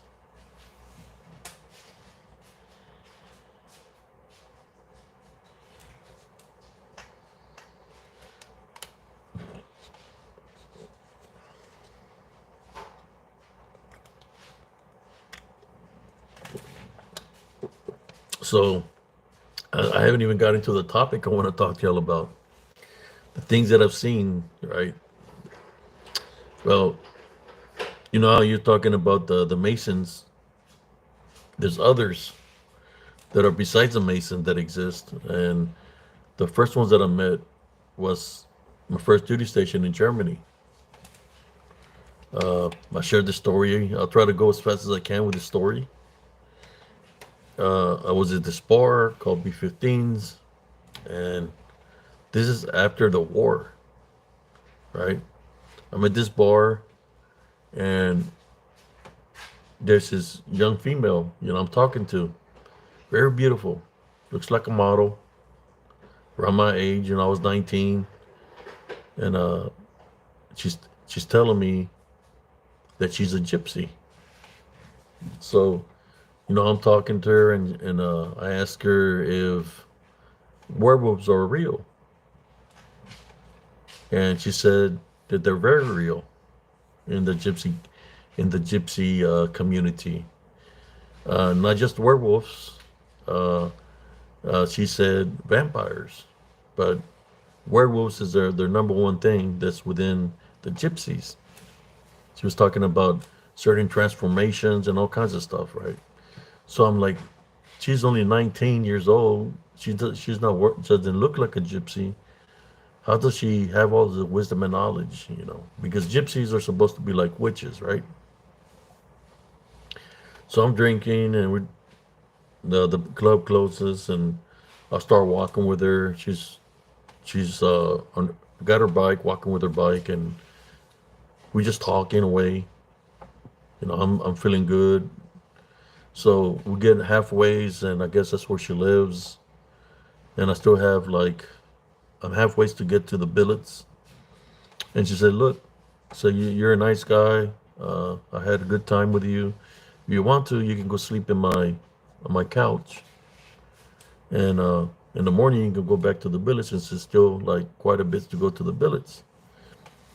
And I say, "Well, okay, that sounds good, because the beers had already hit me. So I was buzzing. German beers are pretty strong. So I go, she opens the door. It's a kitchen, and there's a couch right there in the kitchen. It's a kitchen, like a kitchen living room. It's an apartment. And I guess her bedroom is next to the next room over. So I'm laying down on the couch, and then she tells me that if I want to, I could go to sleep in her bed. Right? The customs in Germany are different. So when I go in there, she's literally like butt naked. But that's their customs, right? I'm buzzing. I go lay down with my clothes on, and I go to sleep. She's laying beside me, and I just fall asleep. Uh, when I wake up, I get woken up by a thumping sound. Like, just imagine this. I'm just gonna give you uh, so you can imagine this. All I'm hearing is this, like a thump on the ground, like, and when I turn around and look, I could see their face and their hair, but they're sitting Indian style in the entrance of their room, which the other room is where the couch is. There's somebody sitting Indian style blocking the door, and they got a piece of glass thumping the ground, which is it's like wood. You could hear where they're striking. They got like a piece of glass in their hand, and they're just stabbing the ground. When I look, I see an old lady with white hair, and her eyes are rolled back white, and you could see like foam coming out of her mouth. You know, she said she was gypsy, but I was like, what happened to the girl? What happened to the beautiful girl that invited me there? And I'm looking for her, and I can't find her nowhere. So as I'm get up and I start walking around, and she's stabbing, she just stops. And it's like, oh shit, she's gonna try to come at me with a piece of glass. So I go around her real slow. I see the old lady with the foam coming out of her mouth, and the eyes are rolled back white. I go to the door, the kitchen door, and there's all kinds of locks, bolts, and everything, like different bolts. So I'm unlocking all the chains and everything. I'm looking. I'm not giving her my bag. So I was able to open it and get out of there. I got out of there. I ran. I was like freaked out what I witnessed. Uh, I ran real fast. I was faster than O.J. Simpson and then Usain Bolt that night. I swear to God, I was. I was flying, and I was flying I was running so hard that I even jumped a 13-foot wall. Jumped over it, like jumped, climbed, and went over the wall, like a 13-foot wall. What I witnessed. 2 weeks later, uh, we go to the Strawberry Fest. That's what it's called, Strawberry Fest. And we're drinking all night, drinking pitchers of beer. Then we're walking down the stairs, and my friends are like, "Hey man, you want to check out the Strawberry Fest Witch?" And I was like, "The Strawberry Fest Witch?" I said, "Yeah, the Strawberry Fest Witch. You want to check her out?" I was like, I don't know what you're talking about. So we went down the steps. There was a statue. When I look at the statue, what they call the Strawberry Fest Witch, it was the same old lady that I witnessed stabbing the ground with a piece of glass. The same old lady was the statue that I witnessed. I guess there's a legend where they say that the Strawberry Fest Witch always surfaces up around the time frame of the Strawberry Fest as a very beautiful woman. That's her disguise.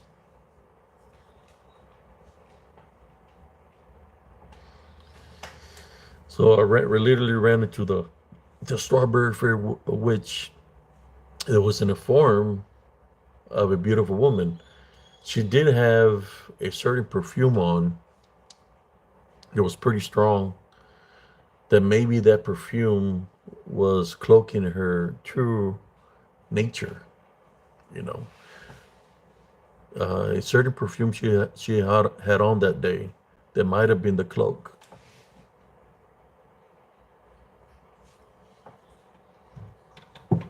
So that's what I witnessed in Germany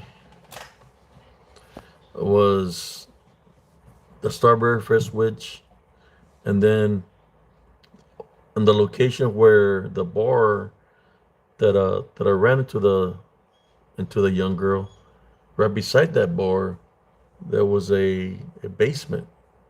I remember I got out of the bar like around 2 o'clock, and I started walking down the basement where people were walking down in there, and I went down in there. I was the last one in.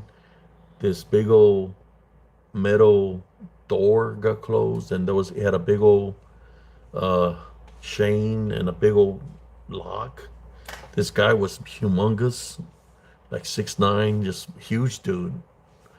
He locked that lock, and they had like those neon lights, you know.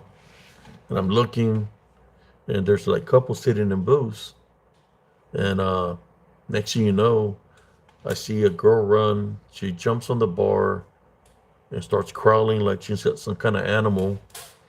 She leaps off the bar and runs over to where this guy and girl are, and she goes where the guy is and starts kissing him and biting him, like biting him. Then the girl that's with the guy takes off running across and goes to where the girl was. She goes and starts doing the same thing with the guy, and the people are acting weird in there. They're acting like they're animalistic, like animals. Like you could say, like if there was an animal, I would say more of werewolves. How they're acting, something ain't right. I'm in there and I'm like, I see all these couples exchanging and they're acting crazy, man, like animalistic. And I tell the guy that's guarding the gate, the iron gate, I tell him, hey, uh, I'm in the wrong place. I shouldn't be here. I tell him I need to go because I got to do CQ in the morning. And the guy just goes like this, like he don't want to let me out. And then I get in the stance. Like I said, I guess I'm gonna have to fight this guy, take his key, open the lock, and open the door and get the hell out of here. But after I tell him again, he just looks around, looks at the people just going animalistic on each other. He unlocks it and lets me out. And he closes the door. What happened in there after that? I don't know. Was there people transforming? Was it people pretending? You know, pretending to be a certain creature? I don't know. I'm just glad that I left that area. And that happened in Germany. Was it a den of werewolves? Will be the bigger question. It was underground, like a lair. Looked like a cave.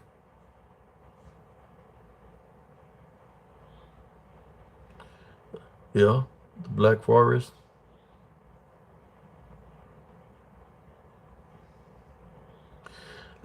Germany has a lot of woods. There's all kinds of creatures out there. Uh, the big it got big javelinas, the big razorbacks or wild boars that are big as cows. Big ass cows. They're pretty big with big tusk. And there's so much woods that I don't know what's in the woods in Germany. I know that they have a lot of uh,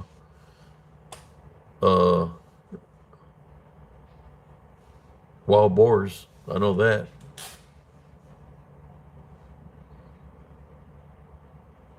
Of course, they have underground tunnels in Germany. They got underground tunnels from city to city. Underground mortar pools where they used to keep their military, their army, their tanks. So many locations that they had hidden bunkers, hidden locations, all throughout Germany, and only God knows if there was any kind of experiments. How they were trying to create the super soldier because they consider themselves the best race in the world, right? That they want to be the number one race. So only God knows what's out there in the woods in Germany or underneath the ground in Germany, the underground bunkers. I know there's a lot of activity out there in Germany, especially in the billets.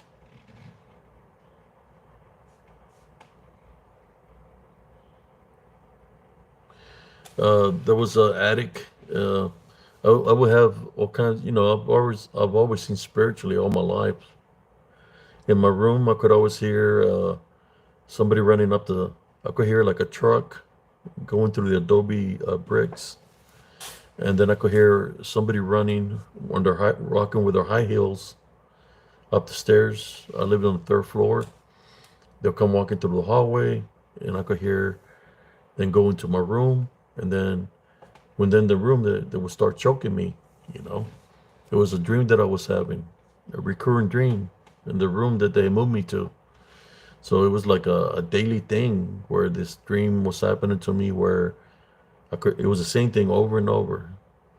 Uh, One day, I was getting like choked out by somebody. I wake up, I couldn't breathe right. When you talk about night terrors and stuff like that. And I said, well, maybe just my imagination, maybe I need to pray more, right? One night, same thing. We hear the truck, like a vehicle pull up and somebody running up there with high heels. They run into my room. They're choking the crap out of me, right? Yeah, they're choking the crap out of me. And I wake up, I get up. The room is pitch dark. I'll turn on the light. The door is all metal or like steel. Open the heavy door. I step in the hallway and I'm just gasping for air, like freaking out. And I'm just looking back and forth. Then I see one of my friends coming and it's like, hey, I'm returning your movie back to you. So I came here earlier, like maybe 5 minutes ago. And he's like, who's that female that's in there with you? It's like, what are you talking about? A female in there with me. So, well, when I came knocking your door to try to give you your movie back, I heard high heels in your room. He said, I heard high heels in your room. He said, who's the female you got in there? I said, there's no female in there. I opened the door, turned on the light. There's no female in there. He said he heard somebody in high heels in my room. That's the time from when the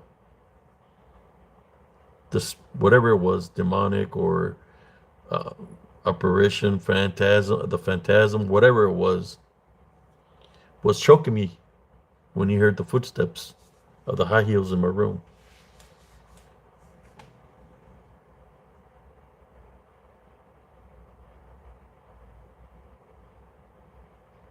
Oh, you've heard that before? Yeah, that happened to me, man. I was getting choked out. But once they moved me from that room in Germany, they put me in a different room. That stopped. It was something that happened in the room, an event that happened in the room to a female. Because when they moved me to a different room, that stopped. I don't know if anybody in the room was getting attacked after I left that room, but the spirit in you, I can sense. Maybe he wanted help. Maybe he wanted me to pray for it or something. I don't know.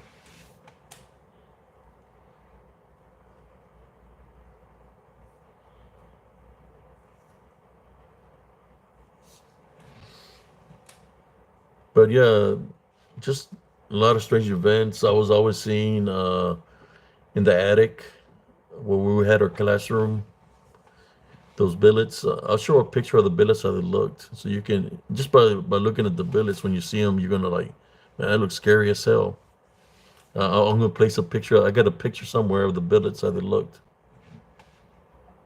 Uh, the, the classroom was in the attic, right? In the attic, we had a classroom up there where they would give us classes. But every time I sat in there, it always felt like somebody was looking at me from a room where there's like some rooms and like door. Like somebody was always looking at me from. I could sense a spirit looking at me. That my senses was always getting triggered in there, and I was always looking. It's like I could feel the presence of something in there.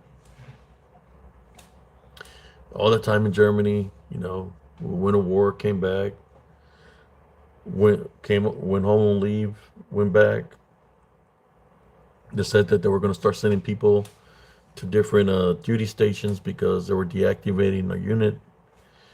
So they kept me to close the billets. Right, I was like one of the last people to leave. They sent everybody else to different duty stations, and they kept me there. My job was to take all the wood off the walls, anywhere where there was wood, take it off, and repaint the billets because we're going to give back the the base to the Germans, right? So I went up there to the attic. I had took out any kind of wood, and I had painted the classroom, painted the room, and I finished painting it, and I fell asleep on the 5 gallon jug of paint, you know, fell asleep. When I woke up with paint in between my legs. When I looked like down like this, I seen 3 6s that were painted in between my legs. So I got mad, I was like, man, why are people messing with me, So I went all the way downstairs, locked the door, put a seal, and I went back to the other billets, pissed off, trying to figure out who was the one that played the prank on me. And talking to the first sergeant, hey, I said, I sent everybody home. I said, that shouldn't be. So everybody, I released them like 2 hours ago. So I don't know how that could happen. So, I had wiped up the marks and all that. Back then you didn't have like the technology of being able to take a picture with a cell phone because the cell phones didn't exist. So they moved me to one of the rooms in the bottom of the other billets because we had finished doing the work on those billets and we closed up and put seals. So I had ordered me a pizza later on that night. I ordered a pizza and the pizzeria guy comes and delivers me to my window, and I give him the money, and he takes off. As I'm getting the pizza, the light turns on in the attic. It's like around 10:30 at night. The light turns on in the attic that I painted, and you could see a dark shadow walk through the window, and it's looking at me. It's looking at me like it's laughing. And as I'm looking at it, it's looking at me. The light just shuts off by itself. Following day, I tell the person, hey, I think somebody broke in because there's somebody in the attic. The light turned on. They turned on the light, and I seen what seemed to be a figure by the window. I think somebody broke into the billets. When we went, the steels were still intact. The locks were still there. We opened up, we went to go investigate, and we didn't find nothing. But I believe it was an entity in that attic, an apparition or a phantom or whatever it was, something demonic, or possibly a soldier, a German soldier. But it was there, a very dark entity up in that attic.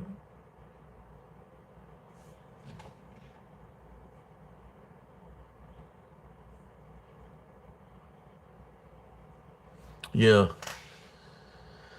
So right after that, it's like I got orders to go to Fort Hood, and that's when I came to Fort Hood.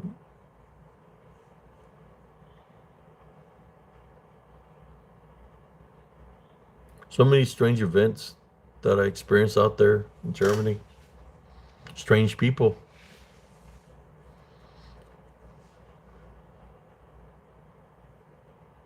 How you doing?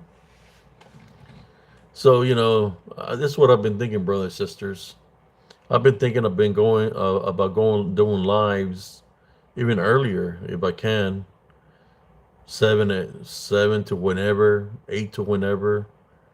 I mean, I try to respect people, right? And y'all know this is true. How do I respect people?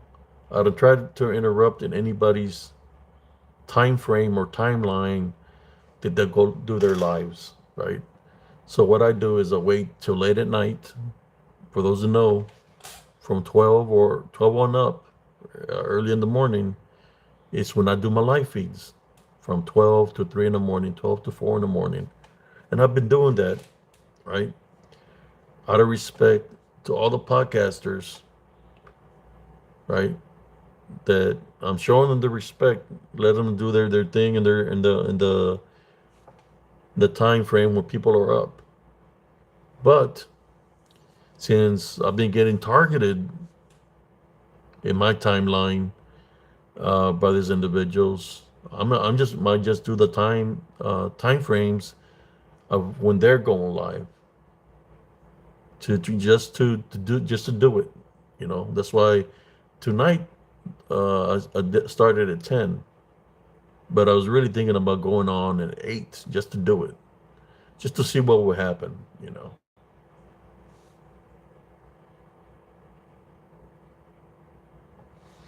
Yeah, that's what I feel.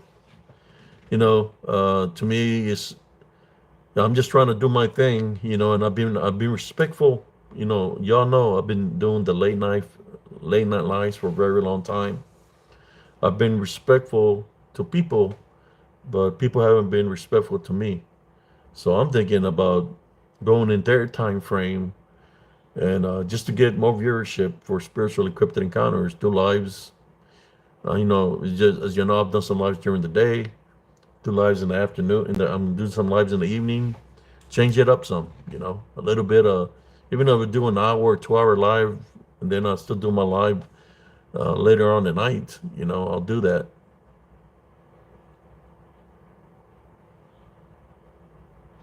I don't drink alcohol. I'm alcohol free. I don't do drugs.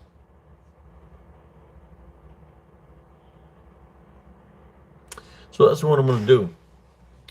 For the people that have been coming at me disrespectfully, thinking that spiritual encrypted encounters is not competitive, I might just come into the time frame that you're doing your lives and just be competitive with you, just to see what happens. Just to let you know that you disrespect me for the last time, and I'm gonna come into your time zone, into your timeline, or into your times that you're going lives, and start doing lives in your time frame.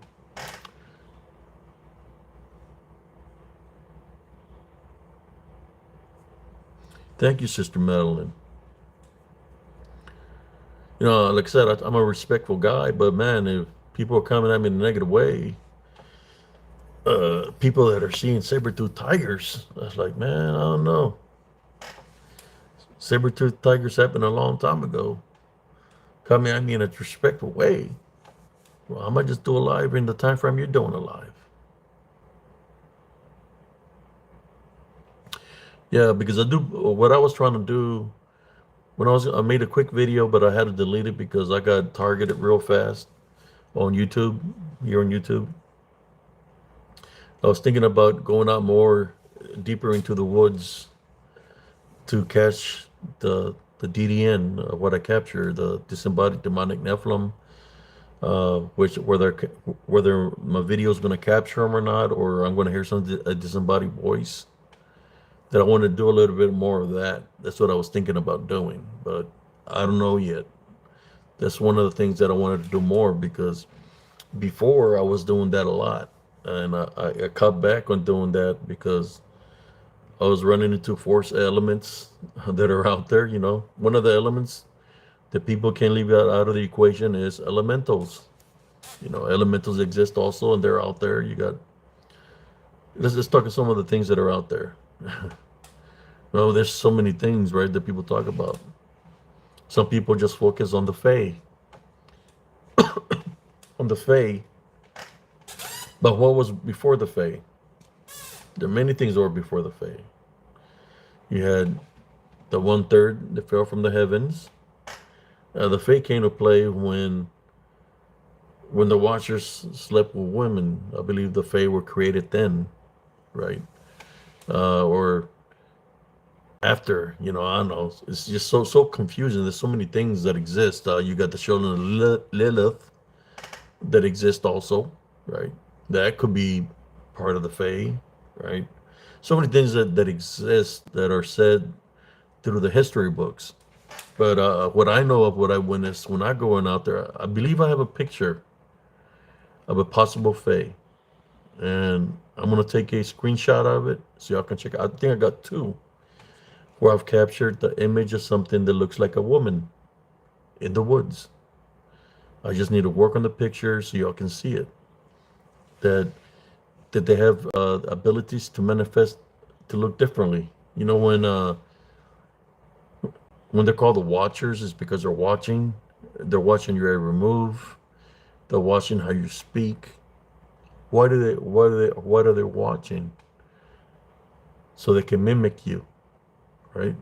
Who's heard of things where something is mimicking somebody's voice, or they might take the apparition or the manifestation of somebody they might know that's pretending to be there, to be them, because that's what they do. They study you, to study your every move. They study your posture. They study everything, and since they're in spirit form, they know what's within you. They know how you think. They know your fears.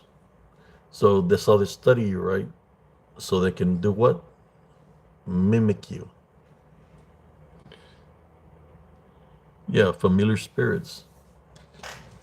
That's what they do. I capture a lot of that. In Elms Grove, there was a night I was out there sitting on the picnic table, and I had just hung up off the phone with my friend. She had gotten married, and she moved to Pennsylvania. So I seen them take off to Pennsylvania. Later on, like when they got there, she calls me and tells me they're in Pennsylvania. They made it home safely. I hung up and was at the park. I said, okay, well, you have a good night. I'm glad y'all made it home, made it over there safely. It's like around 10:30 at night, right? And as I'm sitting on the park bench, I hear something's in the creek. First, I hear some rocks being thrown. I said, "Ah, just rocks that are falling off the ridge." But then I hear my friend call my name, and this is what they said. Hey, it's me, Bill. Come over here. And I'm like, wait a moment, that's not Bill, because Bill's in Pennsylvania. I just finished getting off the phone with her. And then I said, is that you, Bill? And it's like, yes, it's me, Abe. Come over here. Come to the creek. So I'm there like, hell no, I'm not going to the creek because I look towards the creek, it's dark. So I'm sitting in the on the picnic table, and then I hear one of her daughters call my name, saying it's I believe the name it said it's me, Abe, it's Brittany, come over here. They're mimicking the voice of her daughter, and it sounds just like them. So when that happened, I said I got up, I walked away. Right, I walked away from the park, walked up the street, and went to my house. I didn't want to deal with it. But they can mimic voices. If they can mimic voices, they can manifest to look like them. What was it that I was dealing with? It could be many things, right? One of the things in Central Texas is a shapeshifter skinwalker. They have those abilities, especially if it's their area, their territorial. They have the abilities to mimic. Another thing they can mimic in that nature will be the DDN, the disembodied demonic Nephilim.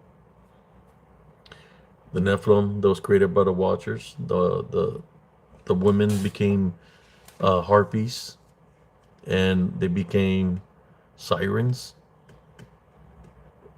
They created the Nephilim. They changed form, but the Nephilim got destroyed during the flood. But they're amongst us in spirit. Their vessel got destroyed, but their spirit still consistent, which we call them demons. They have the capability to do that also.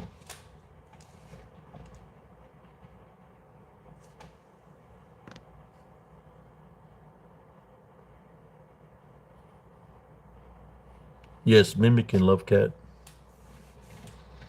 Mimicking. I used to go walk there out in the woods and there in Elms Grove down the path, and I could hear somebody cough right beside me. You know, being paramilitary, I said, well, maybe it's just a trapped echo. But sometimes when an echo travels, it gets trapped within the woods. It could be there for a long time, and all of a sudden, you're gonna hear somebody cough. You might hear somebody laugh, but it's echoes that can get trapped, right? But no, when it started happening too many times, then it's not echoes. Is literally something that's mimicking those sounds.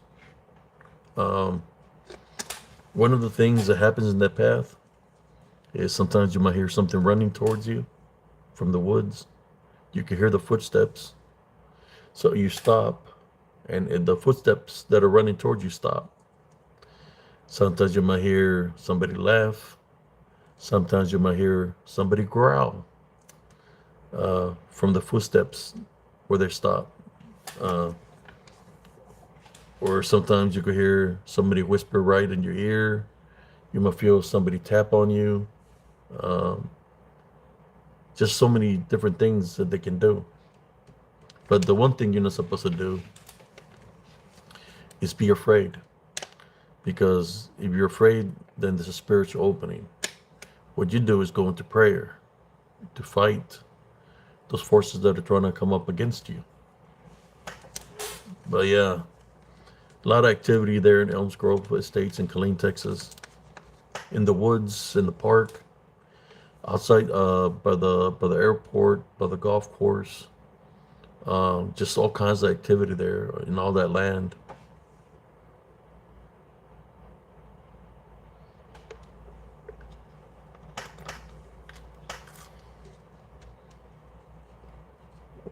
And then the beastly manifestations that they take. Now that's whatever is there in that land, whether it's ships or skinwalkers or whatever it is, if it can manifest to look like a werewolf, right? That's what we'll call it, or a lycanthrope. People want to call it dogman. That's fine. If it can manifest to change to look like a werewolf for a good period of time, for about a 5-minute manifestation, it's got to be the only way it can manifest that long is if I believe if you're given it power because you've already brushed against it numerous times. So that the more you've seen it, the more you believe in and thinking it's true, right? So that's why it's able to manifest longer. And only God knows that if other people witnessed it there, but they were too afraid to speak about it, that maybe he was getting power not just by what I was witnessing, but what other people witnessing there in the park, that it was getting more power in order for it to be able to manifest, and the power it was using was the power of fear. Just a thought. Right now that I'm speaking about this, I heard a low sound that affected my ears just by speaking about it. Like a low pitched sound. That's another thing that I will witness out there, brothers and sisters, was a low pitched sound like of a whistle. Those whistles that when somebody trains a dog, that they blow his whistle like a low pitched sound so the dogs can come back to them or whatever. Well, that's what I hear sometimes. I have sensitive ears that I heard like a low pitch whistle or something low pitch on this ear, and it was ringing in my ear.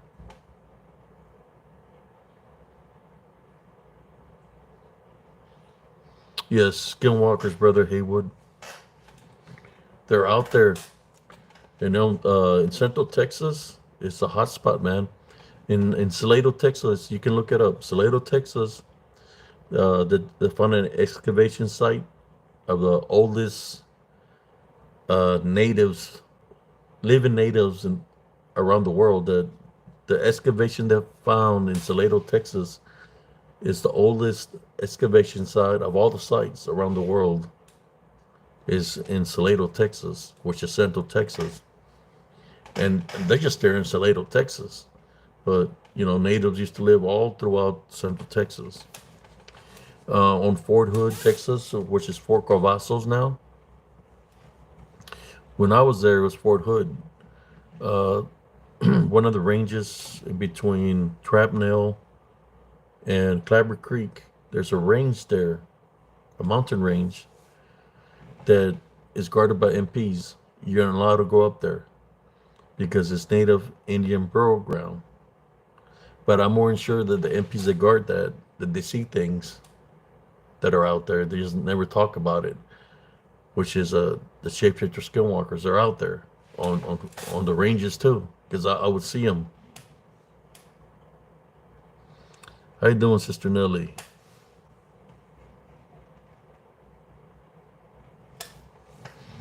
I would see them all the time.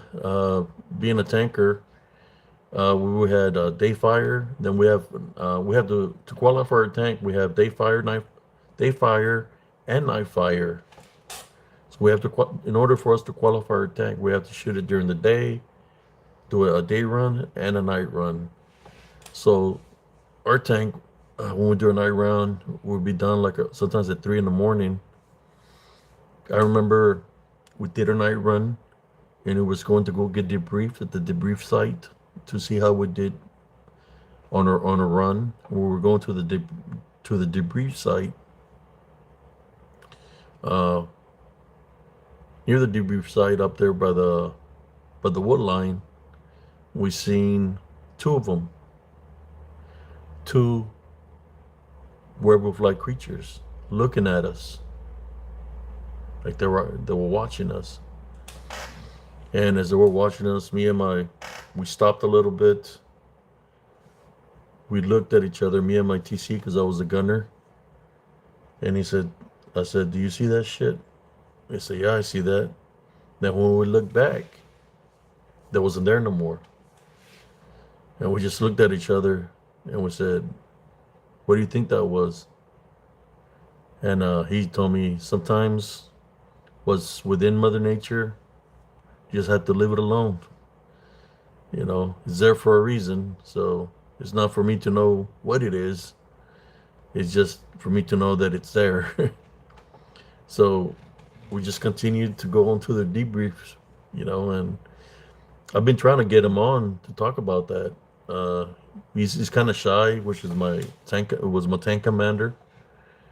But here I asked him when we talked on the through Messenger, and I said, "Do you remember that day that happened?" And he said, "Yeah, I remember." Said it was crazy, you know. But I've been trying to get like him, and I've been trying to get my driver when we ran into the other thing on the path, so they can share it out of their own point of view. Because you heard it from me, but there's been people around me that witnessed it too. You know, it's just they're veterans, and sometimes some of they like to be just keep themselves their privacy and peace. Because you see, man, I wear my combat veteran hats here and stuff, and you know, I was proud to serve the military just like they're proud. But then you have freaking people, stolen valor guys, or people that come at us in a negative way just because we serve the United States Army. You know, that they're hating it. That they're hating it that we joined in the military or we serve the United States Army. So I could see in their point of view where they wouldn't want to come here and share a story if people are being disrespectful. But I'm more sure one day I will convince one of them to come and share with the experience of what we witnessed out there on Fort Hood, Texas. A lot of activity out there, brothers and sisters. Not no saber-tooth tigers. Grass, the grass that looks like saber-tooth tigers. The incident that happened to us, because there is animals out there. You know, when the people community says, well, people disappear out there in the woods. When they disappear, how can you? That's a Bigfoot doing that. Well, I live in the woods because I train in the woods, day and night. There is other creatures out there that'll kill something and take it. You got mountain lions, you got cougars that they will kill something and take it up a tree. Because I witnessed it. The mountain lion, the cougars, they'll kill something, drag it up a tree so the other critters won't get to it. But the only thing that can be able to go get something on top of a tree will be another cougar or another mountain lion. Those creatures right there, or those animals, they're capable of killing a human. They can do that. I was pulling guard one day, and I told everybody, hey, you know what? It's a weekend. Everybody just take off, man. I got it. I got the guard. Anything happens is on me. So I stayed out there by myself. You know, I've never been afraid of the dark. So I'm guarding all the tanks from the company, and I'm sitting on top of my tank. It's like 10 at night, and I hear movement on top of the trees above me, right? So, you know, I'm looking like this, and I got my little flashlight, turn it on. I'm seeing this freaking mountain lions or cougars jumping from tree to tree, or bobcats, bobcats jumping from tree to tree, and they're fighting up there on the tree. And I'm like, what are they fighting for? Now I'm standing there, I wonder what they're fighting for, and then I just got a little light bulb turns up in my head, and an inner voice says, they're fighting for you. So I was like, hell no. I closed the hatch and I locked that sucker. So I remained inside the tank for the rest of the night. I didn't step out of it because it was like two of them. Normally, when there's two, there's a lot more than that. So I just remained in the tank for the rest of the night. I mean, there was branches following me, leaves following me like it was raining, but they were fighting for me, I guess. Uh, they finally came to relieve me in the morning and said, "Hey, how was guard?" I was like, "It's pretty interesting last night, but I'm glad that y'all showed up."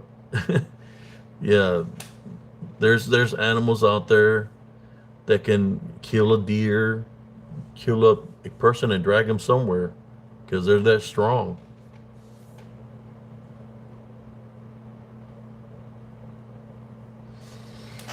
I used to see they're not afraid of the tanks. There was a one of the range trap nail where we were getting ready to do a run, and there was a big tree, an old tree, and on top of the tree, the cougar or the mountain lion be sitting on the big branch like if nothing, just sitting there like chilling, and we'd be going down or doing or shooting our weapons and stuff, and it would sit there like if nothing, like it was used to it. It wasn't afraid.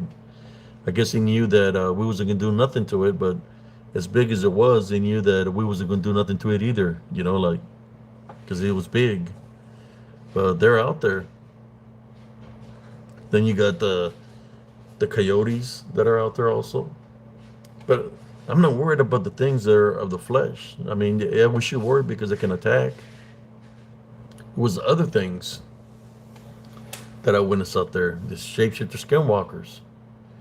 Uh, they normally don't have a heat signature. We have nuclear, we call it nuclear capabilities that we could see the body heat of somebody, right, through our sights. Well, there were certain things out there that we could see them move. They were very tall, and they'll be in like in packs, like a 5, 6, but they had no heat signature, which meant that they were not alive, but they were very tall and they were walking. What was it? It was just dark. There's a black silhouette. When we talk about dark spirits, shadow spirits, dark shadows, I believe that's what those things were, possibly shapeshifter skinwalkers, where they're not register a heat signature or DDN, that you can see a figure or manifestation of it, but it's not going to have heat signature because it's not alive. It's spirit. And that would freak me out the most because through thermal sights, right? Thermal sights, I could laze at a rat. We could laze at the target, give us an estimate range because anything that's living has a heat signature where it's going to show its body heat. I could see this where there was a wolf, a deer, an elk, a rat, even people, but we're not supposed to laze on people.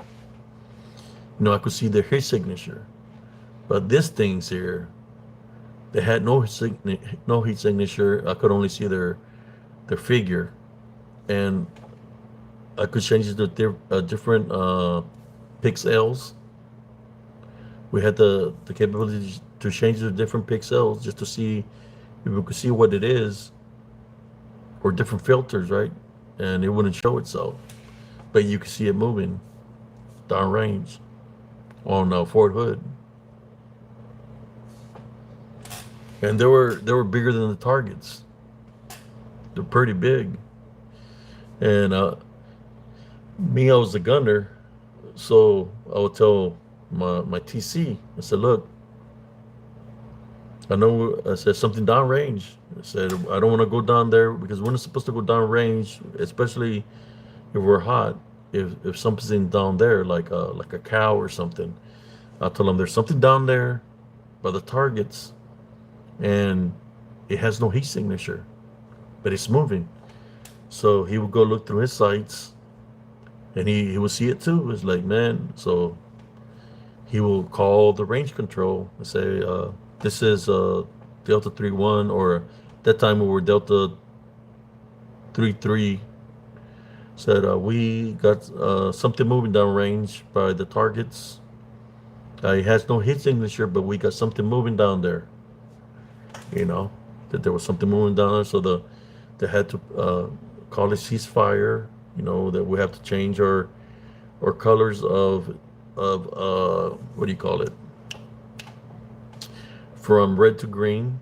We had to change the colors from red to green to take the ammo off our weapons, so the and put our gun troops to the rear, so range control could go investigate. You know, they will go down there, uh, searching, because they probably will see something from up there too, because they had night vision also, night vision capabilities.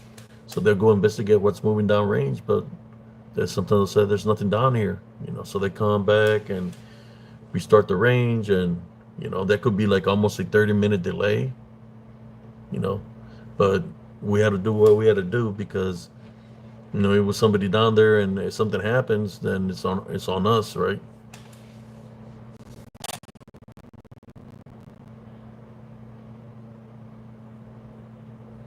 Yes, I did in the Middle East with the Degen. Several thing I was talking about earlier, the experience I had of the Degen, and the Degen can do the same thing as the Skinwalker or the DDN. It can mimic. Uh, they like mimicking. One of the things they like mimicking was those little remote control Doombuggy, the little vehicles. They mimic that sound of like the ones you can control with your hand. That's what they could mimic. When I was out there, they would mimic the noise of when somebody's running the little cars. They make the little noise. That's what they would mimic. Yeah, like a little RC remote control car. The ones like with a that we use like for races. They could mimic that noise. You would hear go. Imagine you're sleeping on your sleeping bag at nighttime, and you will hear the noise of that going around your area where you're sleeping, going around the tank, going around your commonet, and it's making that sound, and it sounds very like you could hear it, or sometimes then it will stop all of a sudden. Then you hear like somebody running, like boots hitting the ground. You can hear the gear where the gears. Then you look, but you don't see nobody. There was times that I could hear that running towards me, and I'm on my sleeping bag asleep. I feel an elbow right in my neck. You know, they're putting pressure on me, and when I open it up, there's nobody there. The Gen, they're mischievous. They're bastards, man. They'll play games all night with you, even during the day. But at nighttime, that's when they play the most. They come at you at nighttime, trying to attack you. Every night I would pray out there. Do this on it. I would pray every night, and they would still come out there. I was just so glad when I finally left that area in '95 when they came to relieve us, that I was happy just to leave that area.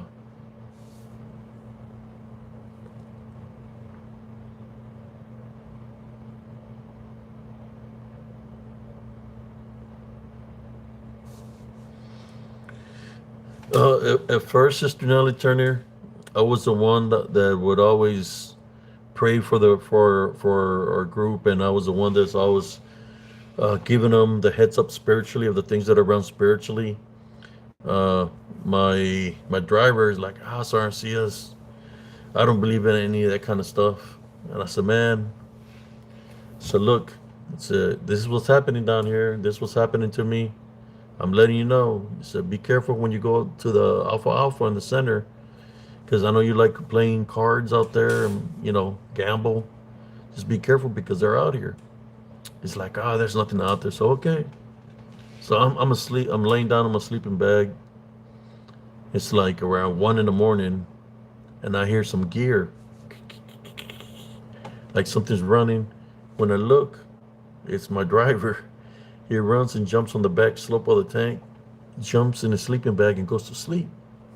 And I'm trying to figure out, man, that's the fastest I've ever seen him move. If I was give him an order and he takes his time, that's the fastest I've ever seen him move before. So I said, okay, I'll ask him in the morning what happened, because the way he was moving, he was like how they say in the military, I want to see nothing but elbows and elbows and what did they call it? Elbows and there was a certain saying they used to say, elbow and assholes moving or something like that. Well, the following day happened and he was over there up on top of the tank and he looked like kind of like scared. It was like, hey, what happened last night? All I heard is a lot of movement. You were hauling ass. You jumped on top of the tank and went straight into your sleeping bag. What happened? He's like, well, I was walking, coming down back to the tank, and I felt something beside me. He said, when I looked to my left, there was a dark spirit that was very tall, talking to me in a different language. And he was right there by me, so I stick up running. So I'm running, and it's right there beside me still, like it's right there with me. He said, it scared the shit out of me. I said, now you believe me? He said, yeah, I believe you now, sir. I said, I'm sorry for not believing you, but I believe you now because of what happened to me last night. That's the last time I went to go play cards over there. I was trying to warn him. I said, be careful because I know how the DDN works. I know how this dark shadow spirit works. They're conniving. They pretend to be your friend, right? So they can possess, so they can bond. And I asked him, what was it saying? He said, I don't fucking know. We was talking to me a different language. And I just told him, well, if that happens to you again, don't pay attention to it. Uh, just pray, man. Don't be afraid. So you're afraid right now. I can see that you're afraid. Get the fear out of you because fear is what they dwell on. It's an open spiritual open. You got to stay strong. It was like, okay, so overseers. When you have a 4-man crew, we have to look out for one another. We're literally like brothers. Because we got to look out for one each other. We got to have each other's backs.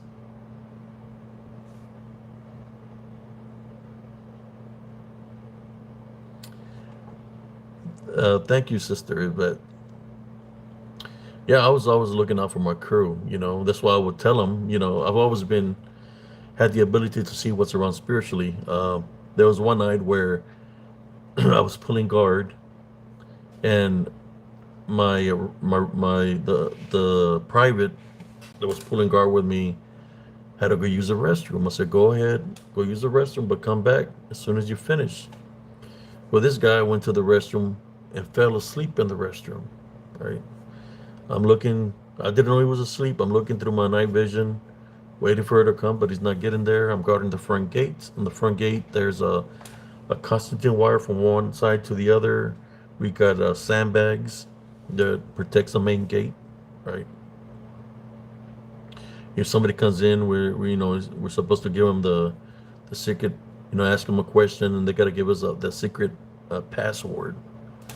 So I'm sitting there and I'm waiting for this guy, and he's not showing up. And when I go sit down on the sandbag, mind you, there's scorpions out there at nighttime. There's cobras also. So I sit down on the sandbag, and when I look to my right, there's a dark spirit, most likely I'm gonna say a djinn sitting right beside me looking at me. And I'm looking right at it. We're looking at each other for a good 10, 15 seconds. And next thing you know, it just fades out. I said, okay, I got up and I said, it's just my imagination playing games on me, even though I know they're out there. So I start looking for my soldier and he's not showing up. And I'm waiting. Next thing I hear, like, somebody's running. And I saw, it's him, he's running back. I look, I don't see them, through my night vision.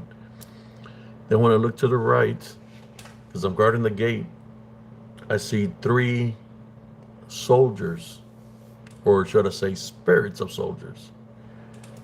They're running and they pass right through the barbed wire fence or the concertina, right through there.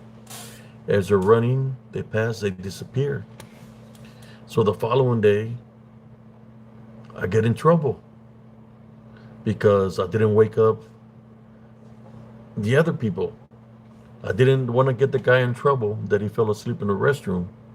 The only thing I told the sergeant in charge is like, well, I felt that I could do this shift by myself. There wouldn't be a problem. That people would be okay with it. I said, well, just for that, you got to do PT with us. I know you. It said nobody told you to pull the thing, the guard, the extra guard. So okay, that's no problem. I'll do PT. But I didn't want the soldier to get in trouble for falling asleep in the restroom.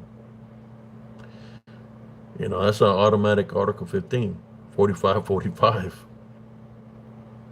So we're doing PT. The first time we do PT out there, we're running.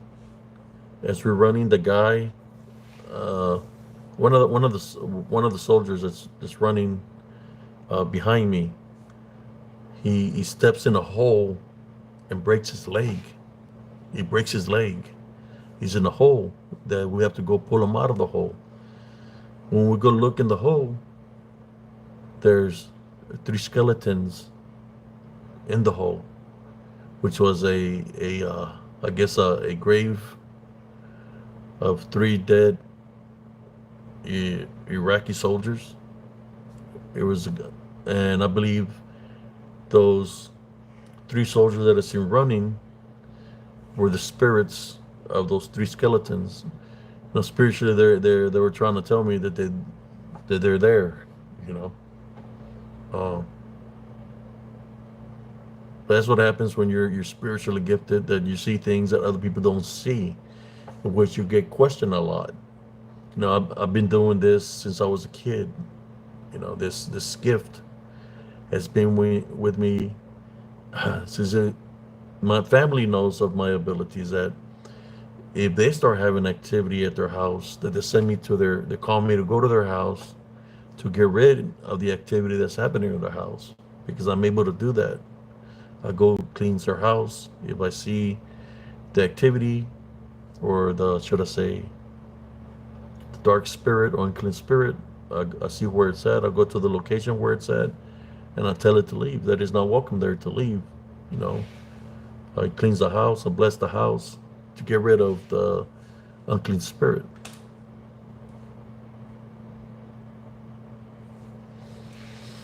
Yeah, there's a lot of things that are buried over there in the sand in the Middle East.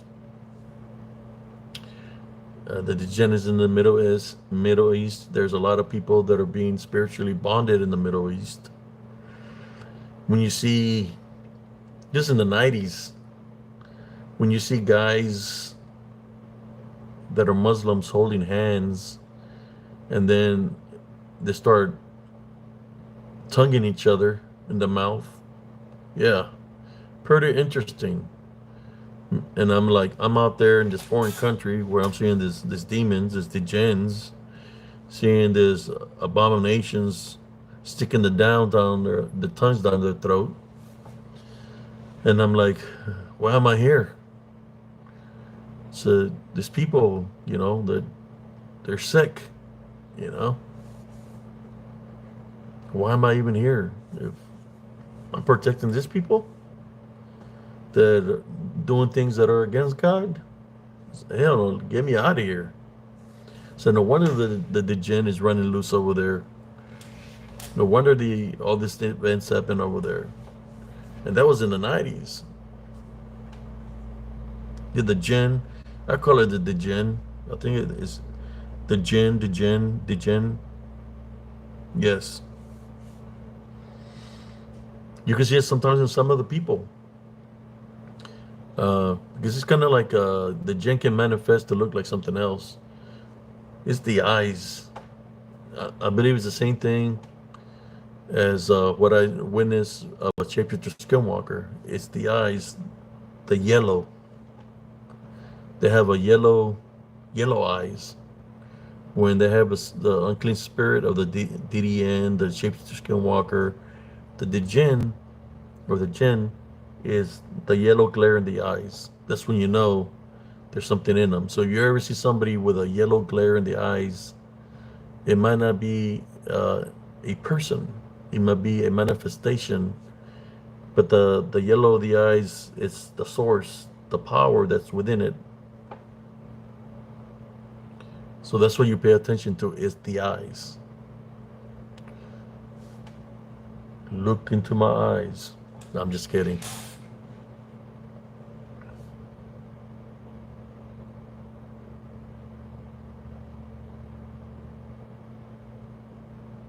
Yeah, yellow. I've seen the yellow glare, the yellow eyes. Yellow. At nighttime, I've seen red eye glow. I'm talking about daytime. It's like yellow. It looks yellow. But at nighttime, I've seen the red eye glow. I think I have a video when I'm walking in the woods here in Temple, uh, and you could see something looking at me with red eyes from the tree line. You know, I'm talking about a red glowing eyes, and it's pretty big. You're welcome, Sister Nellie Turner. I'm just for those that are adventurous. You know, I'm just giving you a heads up, man, because I've been out there in the woods. I just don't want nobody to give something power. They're supposed to be afraid. If it surfaces up and you're seeing something, it's unbelievable. When you're thinking you're seeing what people call a dogman, werewolf, a Bigfoot, a goat man, a mothman, the hat man, and he's got that red glowing eyes. Don't give it power to believe, brothers and sisters.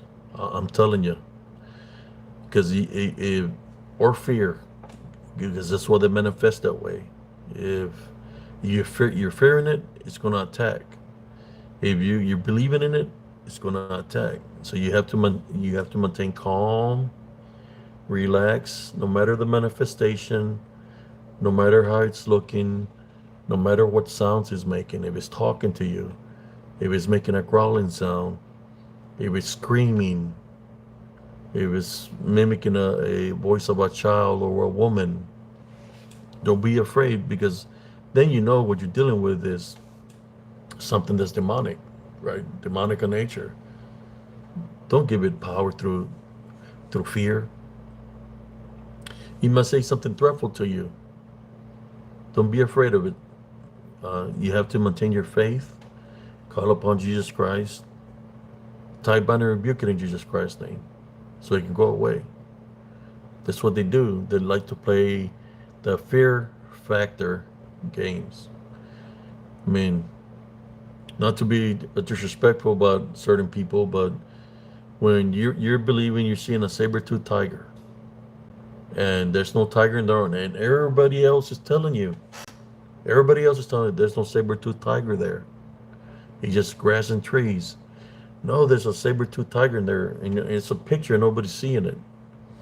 It's because in some kind of way, this person is being bonded by the negative attachment that's already on them. They just don't know it. You know, when people say, "Hey, what happened to so and so? They changed." Well, a those entities that I'm talking about, if they can bond somebody and attach themselves to them, the person will become complete a whole different person. A whole different person that the unseen forces, when they bond somebody or possess somebody, the only thing that person is going to hear is what it wants it to hear. They're not going to hear anything good that anybody has to say. He's not going, because he doesn't want them to hear that. He's going to want them to go against the whole world, make them think that everybody is targeting them, right? But in all that time that they're thinking all this thing is because they're being bonded. It's what happens when you go to different certain locations, like the LBL. When people say, I don't honestly think that there is a dogman out there. I believe it's the DDN or something demonic in nature that keeps luring the people in, bringing them in, because he keeps on bonding them. And for those that are here, they know they had friends that supposedly were friends. All of a sudden, they do the whole 360 on y'all, and they're completely different. It's because if they keep on going to the same area, there's got to be something there. They changed them. They're bonding them, especially when you bring Jesus Christ into the picture. I'm just being honest. It's a form of a possession. I witnessed this. I witnessed this. Uh, I had a Wiccan. He was a young guy, like in his 23, 24, saying that his mom was a Wiccan witch. My friend's my friend's Belle's sister was in the army, and she brought the Wiccan guy to the area because he said that there's probably an open portal in the area. He said that he could go close the portal. And I said, man, I said, I don't want to endanger you. I'm fighting spiritually here, and I believe in Jesus Christ, and it's pretty hot and heavy for me. Because I don't want nothing to happen to you. So don't worry. I've been doing this for a while. Blah blah blah. I said, can you show me where this path is? I went, I took him, and I showed him the path. So I'm standing by the swing sets. He's walking on the path, and all of a sudden he just stops. And I said, is everything okay? He turns around, and he gives me this weird ass smile. You ever seen the movie, what's it called? Smiley, the Smiles, or he's giving me this wicked ass smile. And then his eyes turn white, roll back white, and he starts walking backwards, starts taking him into the darkness. Because he got literally spiritually attacked. So it's taking him into the darkness. Look, my hairs are even standing up talking about this. So you could tell that I'm speaking in truth. See all the goosebumps? So I do the sign of the cross. It's like, man, here, I have to go into these woods again. I did the sign of the cross. I start saying the Our Father, and I stay repeated saying the Our Father repetitively. When I'm going into the path, I'm hearing footsteps. I'm hearing growls, and I see the guy, and I go grab him. I picked him up. Look, I'm just talking about it. The goosebumps. I pick him up. Because he's already like they take him off the path, and he's already going into the wood line, into the woods, because he's taking him. I grab him, pick him up, put him on my shoulders, and I'm saying the Our Father. I figure if I say the Our Father, he comes into my space. He's being protected. So I carry him out of there, carry him through the park. When I'm carrying, he's like, his body is like he's got no energy, Because as I'm praying, I guess whatever had spiritually attacked him left his body. So I put him down. He just falls to the ground. He got no energy. And everybody like, hey, what happened? What happened? And he's looking, and he's talking about this dark shadow spirits. And he started talking about what he's seen. And he's seeing them in the park. And he said, they're coming. And he's all scared, paranoid.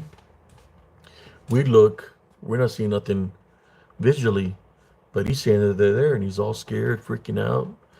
I told him, put him in the vehicle, get him the hell out of here. You put him in the back seat. He's pushing the back seat, all scared. They're here. And they back off, and they take him. They take him out of there. That's the last time I seen him. He was freaking petrified. He was scared, you know. He was seeing the things that I've been seeing. But it's because he went over there to try to close the portal that he thought that he could close the portal, but it didn't happen that way.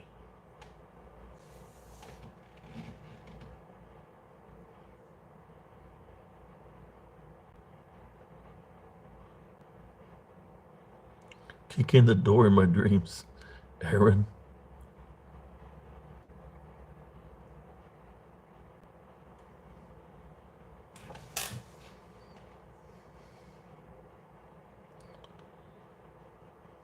I'm seeing the comments here. Yeah, the portal. Well, he couldn't do it, man. He got attacked big time.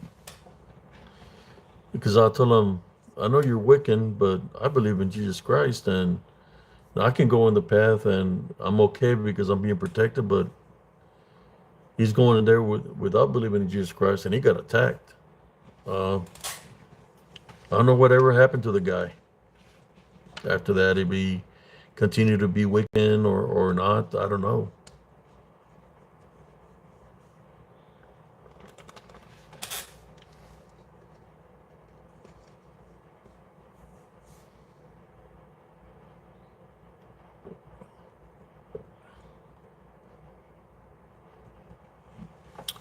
I was raised and born Catholic, uh, but I left the Catholic religion a long time ago because of certain events that happened that I remember that I say I need to have my own personal relationship with Jesus Christ, you know, because I'm able to see things spiritually. So imagine going to mass and you see all the people that are in the church listening to the priest, but at the same time you're seeing this unclean spirits, dark spirits flying in the ceilings, moving around, going into people that have spiritual openings. A lot of activity in church, especially in the Catholic religion. But that didn't stop me from attaining my Love Foundation and continue to believe in Jesus Christ. Do y'all know?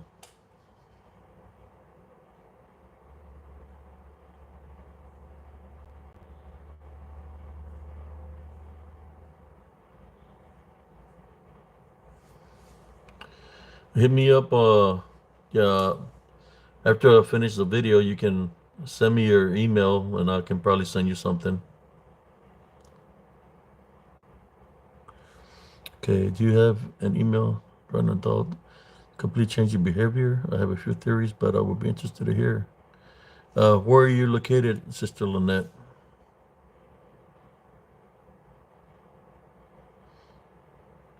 Well, you know, the reason there's demons in the church that they infiltrate the Catholic Church. When the Catholic Church got created, when they were going from how should I say, country to country, trying to get people to be Catholic, right? In order for them to have people to become members of the church, they had to implement certain beliefs that other people were believing in. When we talk about the statues that they have, that's a form of idolism. So they have a lot of statues of saints, right? But some of the statues that they implemented or not or pictures, they implemented because certain beliefs from other countries like Mexico, they were believing in goddesses, right? Like the Mayans and the Aztecs. So when you see these females within the church, it was meant for so people can go worship what they that are practicing or what they're believing in. That's why there's a lot of activity within the church because there's people that go that said they're Catholic, but they're still believing in what they're worshiping. That's why there's a lot of activity within the Catholic Church. I remember when I was growing as a kid that in the front row there was always all women dressed in black in the front row. I always thought that this women that were dressed all in black with a veil on their face, that they were widows, right? Women that are widows. That's what I thought. But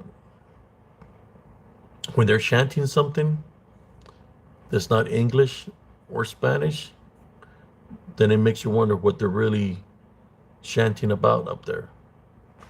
That's when I noticed that certain things there within the church was not right. But I'm talking about where I come from in the Rio Grande Valley.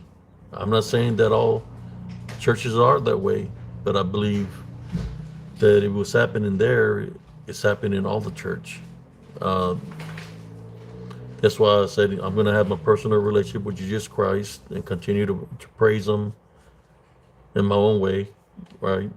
Uh, through placing Him first for everything that I do. Let me see some of the comments.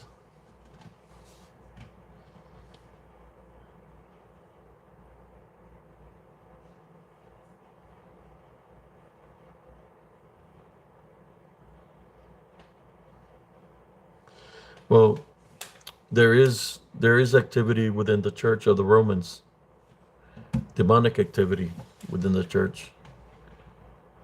I got a story for you all since we're talking about this. Um, in the 70s, I'm from '69. I was going to it was summer. It was a summer school for the Catholics, where you go do a little bit of Bible study. They give you you go to the swimming pool and swim, and then they give you some lunch. I remember there was this supposedly this nun that was coming into to the Rio Grande Valley. They had told us that this nun that was, I guess, in charge of the nuns. I don't know, her last name was Teresa. That she was going to come through the valley. I was in the classroom, and it was my turn to read a verse out of a story from the Bible, or not the Bible, but stories from the Bible. And I was reading it. The door opened. I seen this Teresa. Right, she's looking at me, and she had that glare in her eyes, brothers and sisters. The glare I speak about, the yellowish glare. She had the yellowish glare. She came to me. She grabbed me and dragged me out of the room, dragged me through the hallway, throw me in a closet.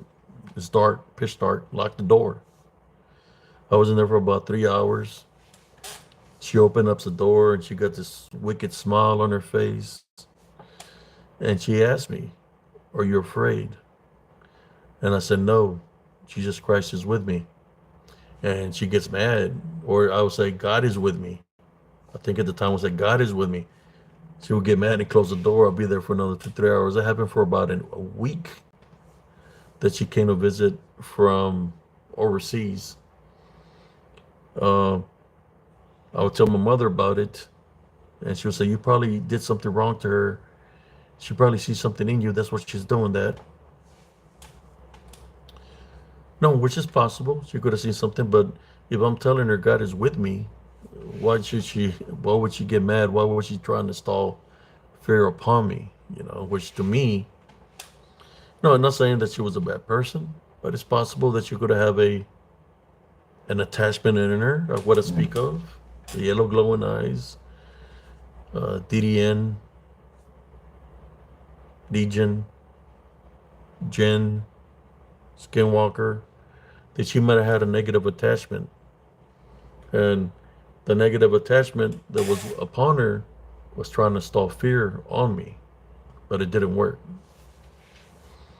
I remember when she passed away in the 90s that I looked at her picture, and I recognized her. You know, it's like that's the same lady. It just she looked older. But I'm more than sure. Sometimes when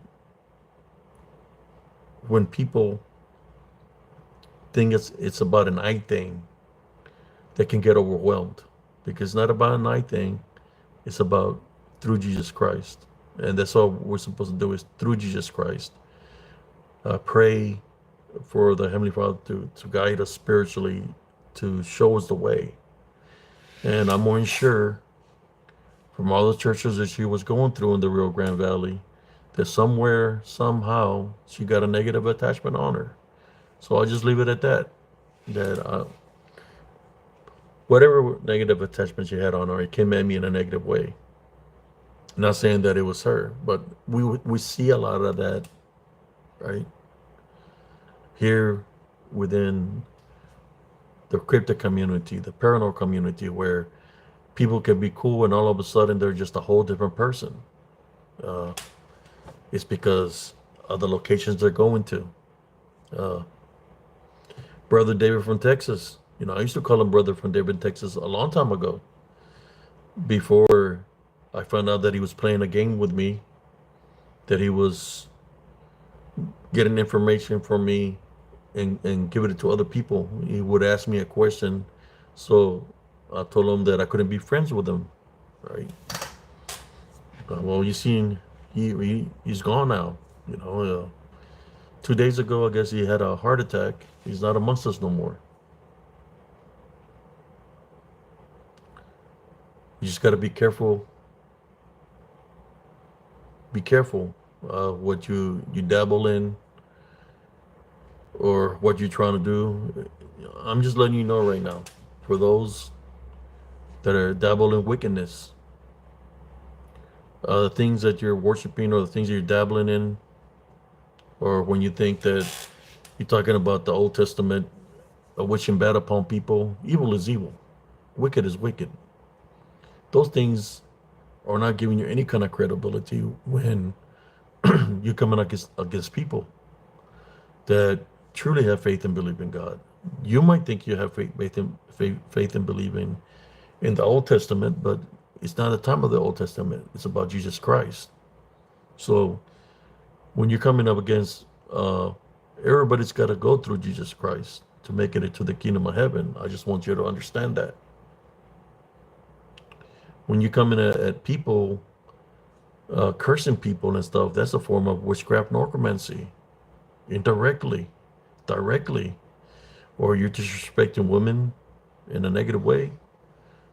That's nothing but pure evil right there. And you're being used, not as a vessel of goodness, but you're being used because it's got full control of you. And for those that might be listening here, if you're here, I still don't have nothing against y'all. I never had. It's just I get tired of when you come at me with a negative way. You send your buddies to come and be disrespectful to the members of Spiritual Encrypted Encounters. I gotta say something to y'all, right? So don't pretend like you're walking a righteous path, like if you shit don't stink, because there's nobody that's perfect in this world.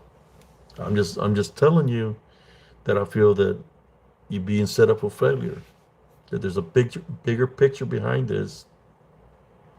The locations that you're going, there's something there. You don't believe me? Put it to the spiritual test. Go in there in a different way. Don't go in there like you always think.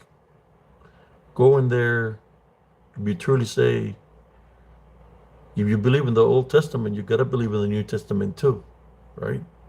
Go in there with the New Testament, with the beliefs of the New Testament of Jesus Christ, a time binding record in Jesus Christ's name. Go in there differently with a way different way of thinking. And what's there is really going to reveal itself to you, because it's not going to have the control it has over you. It will reveal itself to you.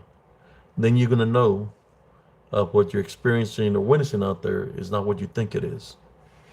That's my advice as a brother of Christ to you.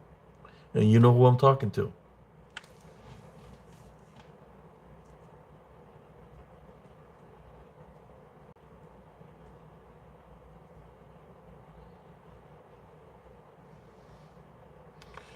Yes, Sister Lynette. Uh, the Shapeshifter Skinwalkers, they're in Arizona, New Mexico, Central Texas, and Oklahoma.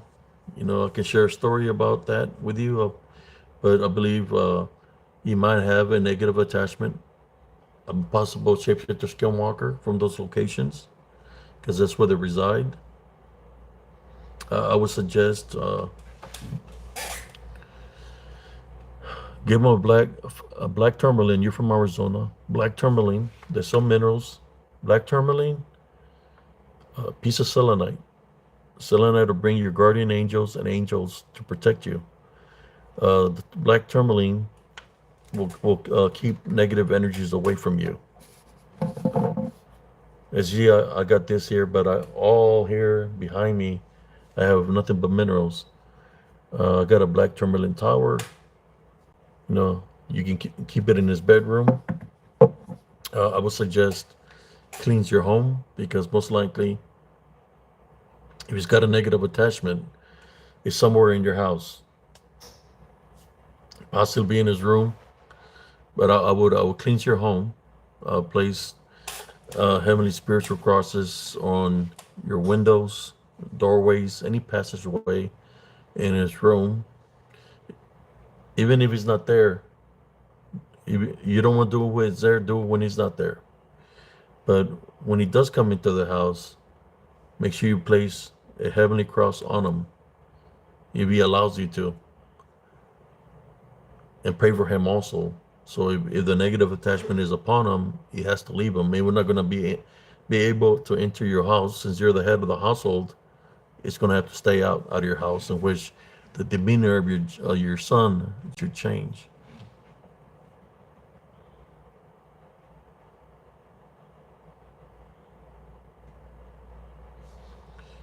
Well, if you said you're in Arizona, they sell it all over Arizona. I do have a friend that sells online pretty cheap. Uh, he probably gives you a couple of black tourmalines for like $5 or $10.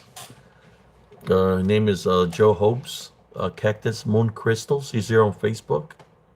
Uh, uh, Somebody spell Joe Hope's name here, or send a link. I think Sister Madeline might have the link of Brother Joe Hopes. Uh, is Joe Hoppes, and is Cactus Moon Crystals. That's what he sells. He sells black tourmaline. He's got selenite. I got different kinds of selenite, rough pieces, and you want to buy him a necklace, a protection. You can also get him a necklace, citrine, a bracelet to wear around them. They do have black tourmaline bracelets. Like this one has black tourmaline in it, or a black obsidian. You got a black obsidian, rainbow obsidian, silver sheen obsidian.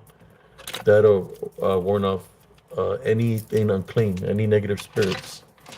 They'll flee away. They won't. It'll protect the individual from anything trying to attach itself to them.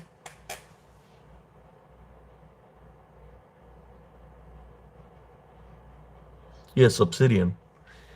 Uh, I got some raw pieces here of a black tourmaline. Raw pieces. That's how they look. So yeah, I bought this one for $3 from Brother Joe. Let me light it up some here, so y'all can see.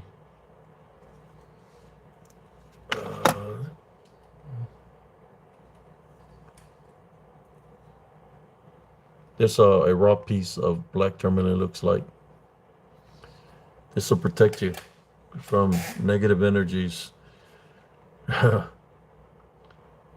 any negative energy. All the things that I've named, this will protect you. Man, you see, I'm talking about this, and I'm hearing the ring again right now. Wait up. If there's any negative energies that's trying to interrupt in this life feed, I tie, bind, and rebuke you in Jesus Christ's name. You're not welcome in my home. leave, and you're not welcome to affect my loved ones or anybody viewing this video. I type and rebuke in Jesus Christ's name.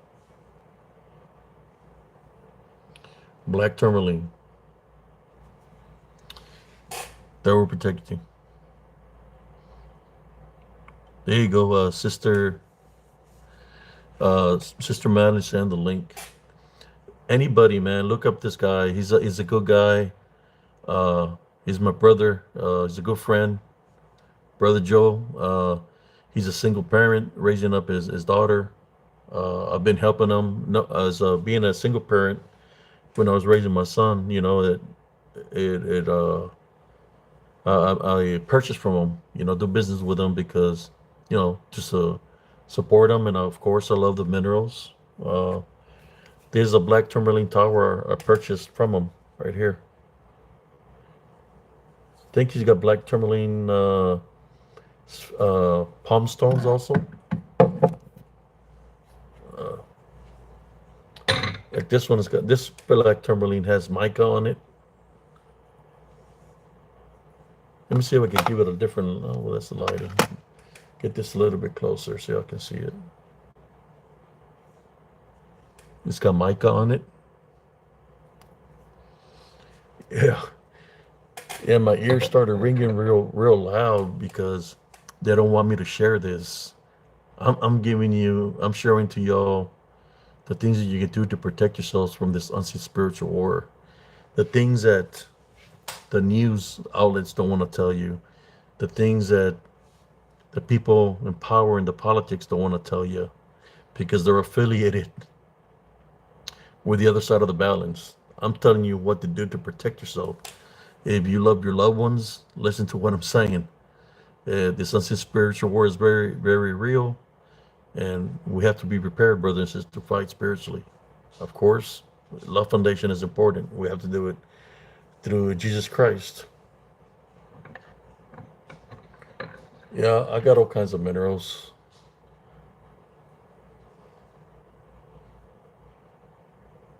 There you go.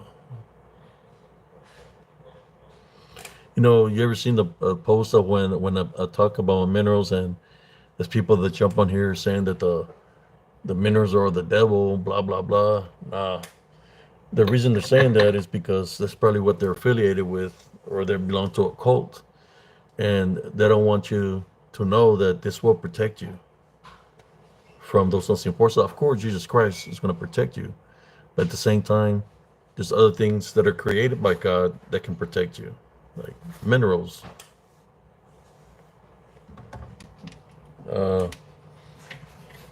Yeah, I have all kinds of minerals. Amethyst, look at this amethyst point.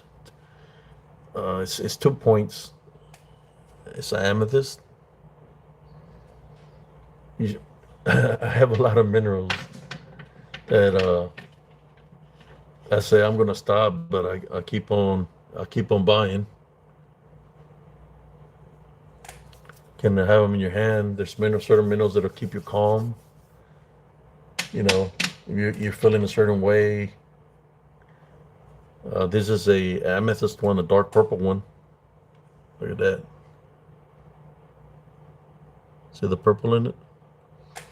You can put it in your hand. It'll calm you. It'll keep you relaxed and calm.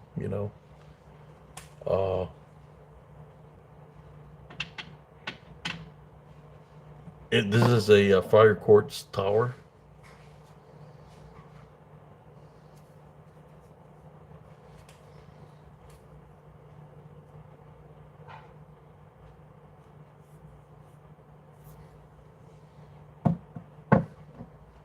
Yeah. Who's into mushrooms? Joe Breezy, I got a mushroom, but you can't smoke it, brother. This is a ocean jasper mushroom.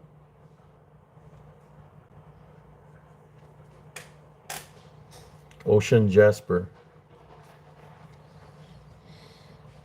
For those that don't know, every mineral, if you look up minerals, it's going to say a lot of minerals. It's going to tell you their healing factors or what they can do for you. Rose quartz is another good mineral. You got smoky quartz, citrine, so many, labradorite, the black tourmaline, selenite. Uh, so many of them that have healing factors. That you got chakra ones that'll help you from head to toe. Chakra minerals. I think I have one where it's got a selenite with the chakras on it, but I like wearing this one. But the other one is good too. So when people say that they're evil, look them up. Plain and simple. It'll tell you the healing factors of what they do. You know, if it's something positive, right? If it's positive things that they do, how could it be evil if it's doing positive things for protection? Yeah. Uh, I got so many. Let me see what I got up here. This is one of the newest one that I bought. Raw piece. It's got a little bit of smoky in it. This is a raw piece.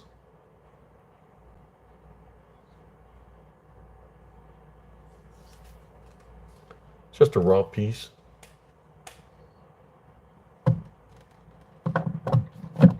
Let me see what else is up here.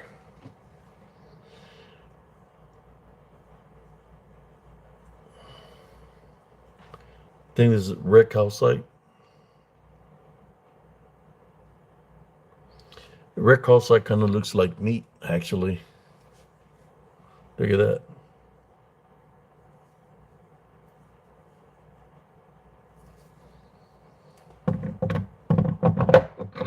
Yeah. I got so many minerals.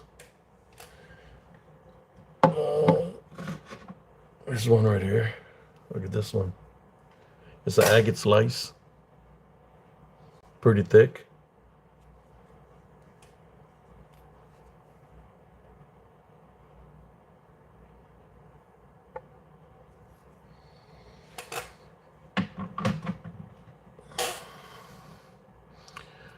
Yeah, you don't need those things, but they do have healing factors. That's a different form, a way of medicine. They can protect you and they can heal you. They have certain things they can do.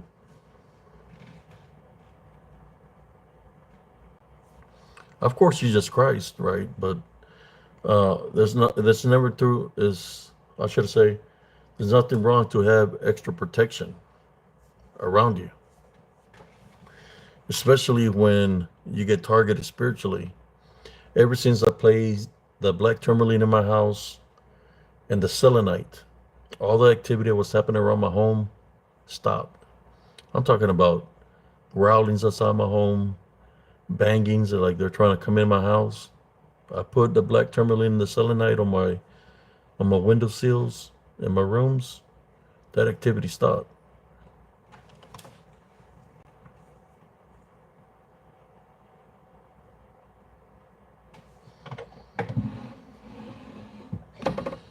Yeah, it's like this one's got a little bit of smoky in it. I got them everywhere.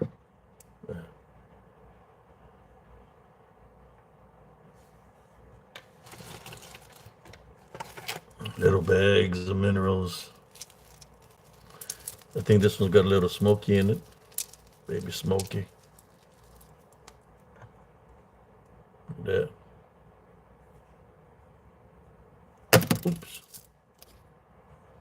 Dang it. How clear that is. It's a smoky.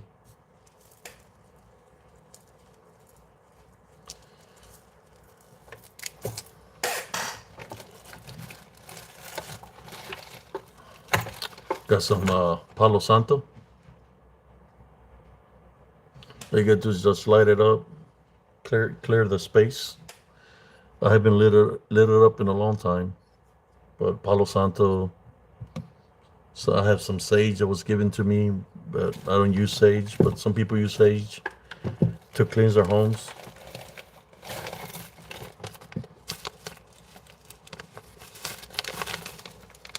I think this ones are little ones that have what is that called? It looks like hair in it, but it's not hair. I just can't remember the name of it right now. But they do have energies. So when I wear this stuff when I go investigate, the things that are out there get pissed off. Because I go there, gear protect. I go there with, of course, I pray before, during, and after. If activity picks up when I go do my investigations, I pray to Jesus Christ. If things surface up, I tie, bind, and rebuke him in Jesus Christ. I got a good deal on this right here, which is a selenite cube.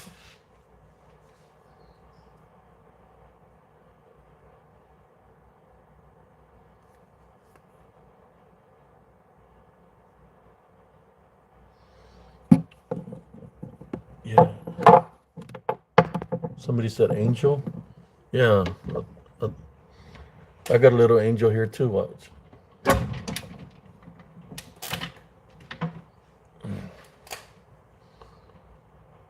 Selenite angel.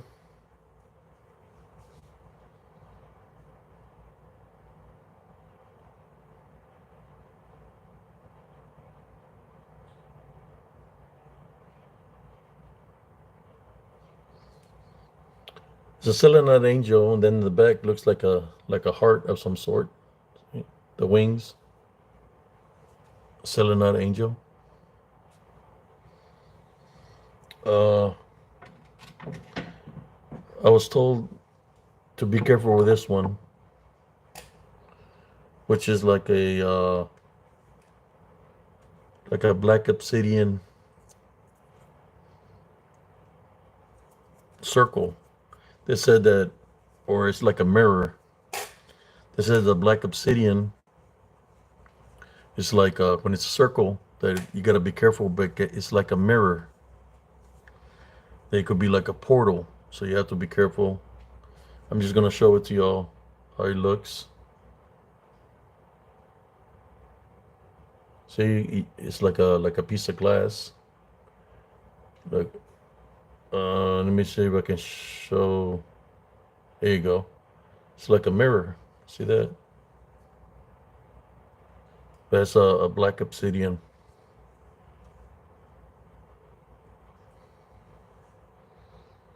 They say you have to be careful with the black obsidians because it's like a mirror.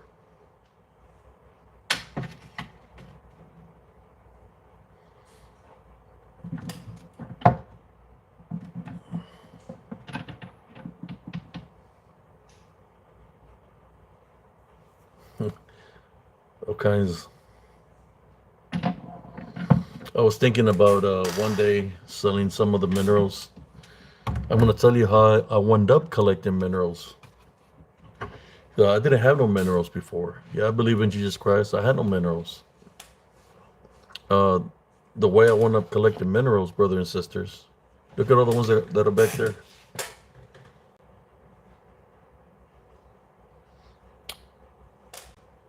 I got 3 of them back there. 3 big things full of minerals.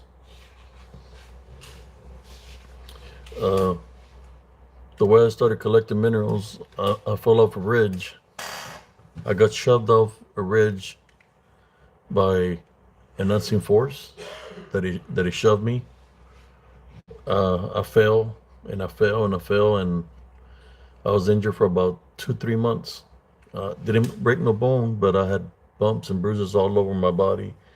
I think my elbow is still kind of messed up from it, from the when I fell. I hit everything on the way down.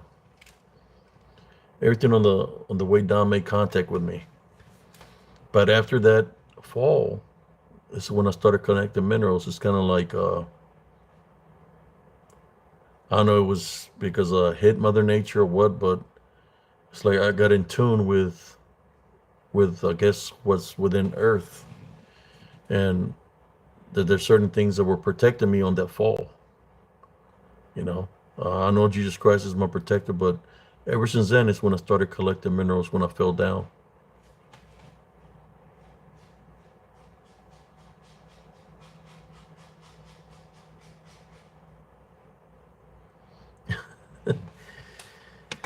Yeah,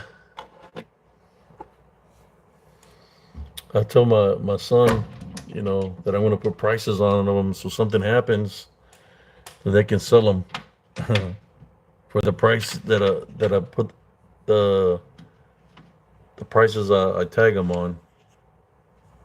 Little cellulite bowl. I could put minerals in there. Uh,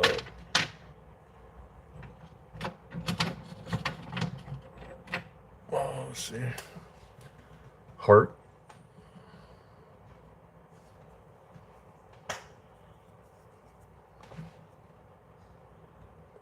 is a beautiful heart. Actually, let me see. Light it up for y'all.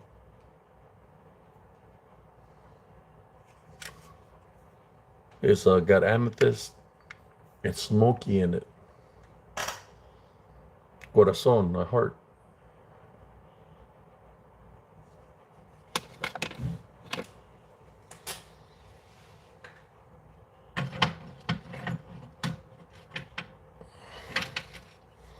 And I got a couple of scenic pieces here.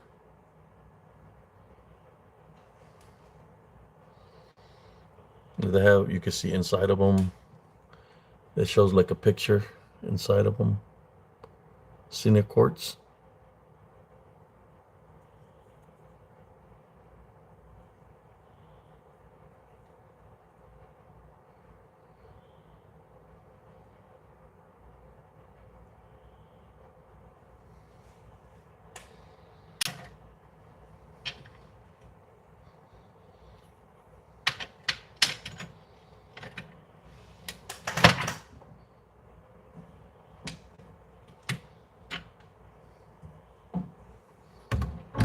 Oh yeah.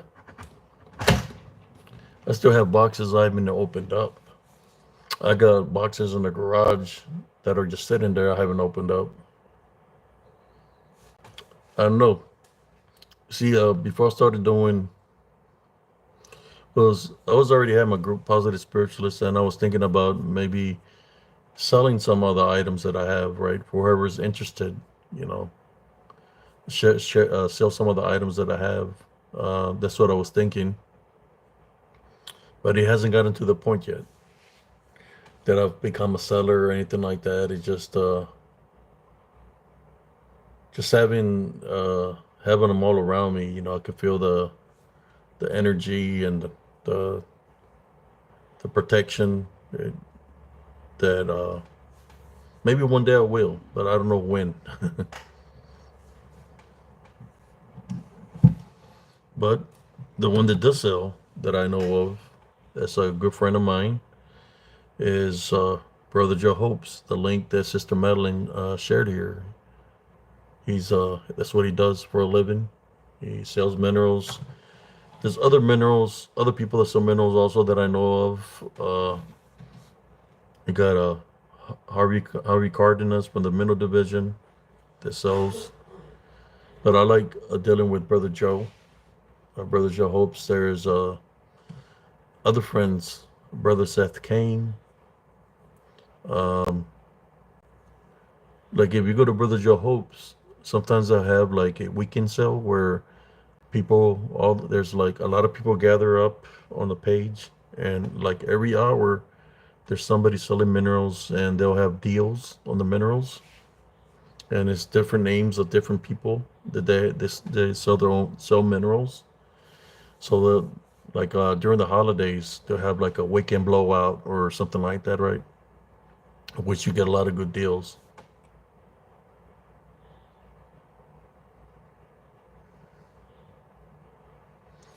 So before I got into the minerals, I always get distracted by the minerals, brother and sisters. Yeah. Uh, I got some big spheres also. Some really big spheres. Uh, I think I got a rose quartz sphere in here. Let me see if I can get it for y'all. get it.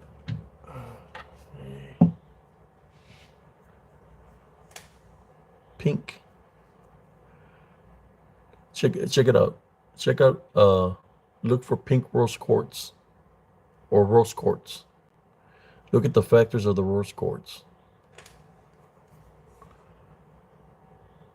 Look how beautiful that is. I got the price back here of what I paid for, but I don't want to show it. Yeah, I paid a pretty penny for it.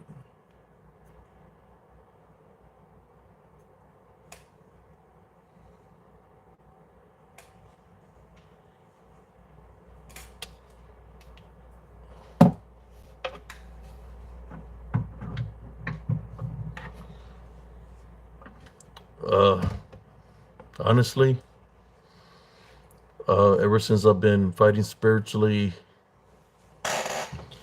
and go to these locations, the ones that have been protecting me spiritually would be this one's around my neck. The ones that wear around my neck, but every every mineral has a protection factor on it that it does certain things. I've had labradorite worn because it protects also. Smoky quartz, I like smoky quartz.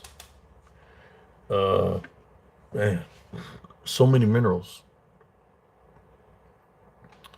I got blue tourmaline also. There's pink tourmaline and green tourmaline. Black tourmaline. There's one that they call just they come in different kinds. Let me see. Let me show you something cool. There you go. Who's into hedgehogs? It's a little hedgehog.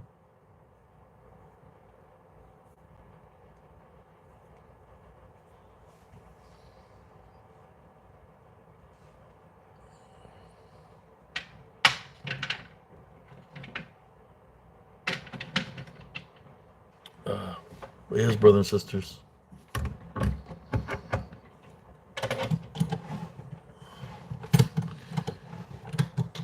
When I found out about the selenite, I had a sword of a selenite. The day I want to go and find the truck that was out in the woods, that I didn't even know that I was going to run into a truck, but it happened that way. I contacted the police, and then they called me to tell them where the truck was. I gave them the coordinates where the truck was, because in the truck the keys were in the ignition. There was a wallet. That weekend they did, I guess, an investigation out there, and they found the person from the truck, but he was dead. The person had been missing for about two months and a half, or 2.5 months. He'd been missing. But I had this selenite sword with me in my hand, and it got broken. It got broken out of my hand after. It's like after I gave the information to the police, I was gonna put it up, and something hit it, and it broke it. Unseen force hit it and broke it. I had the selenite sword with me in my hand all through the video.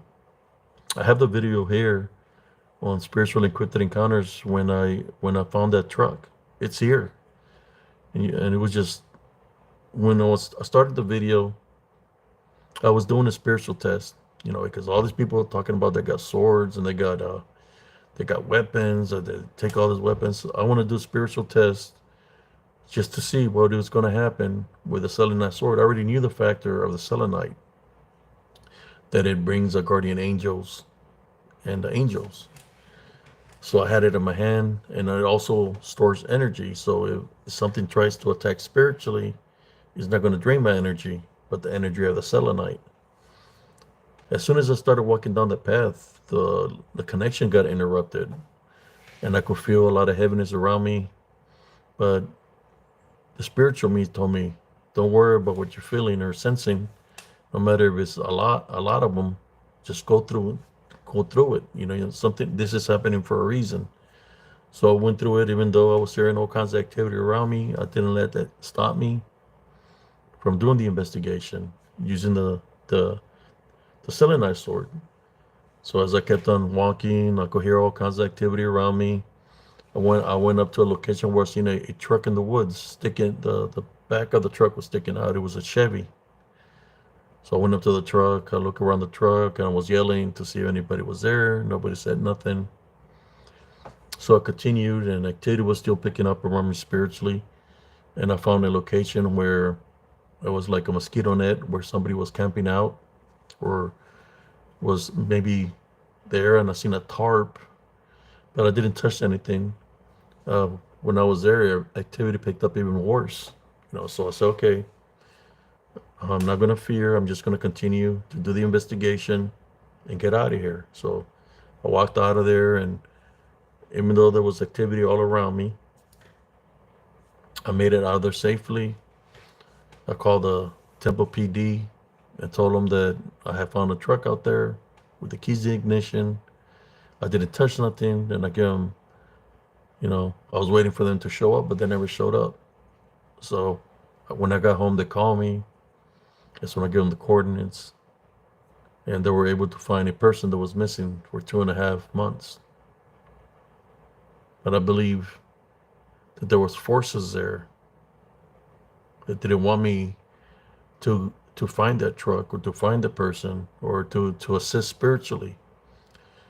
But the selenite protected me from those forces because I was able to guide me. It was able to guide me to where this truck was.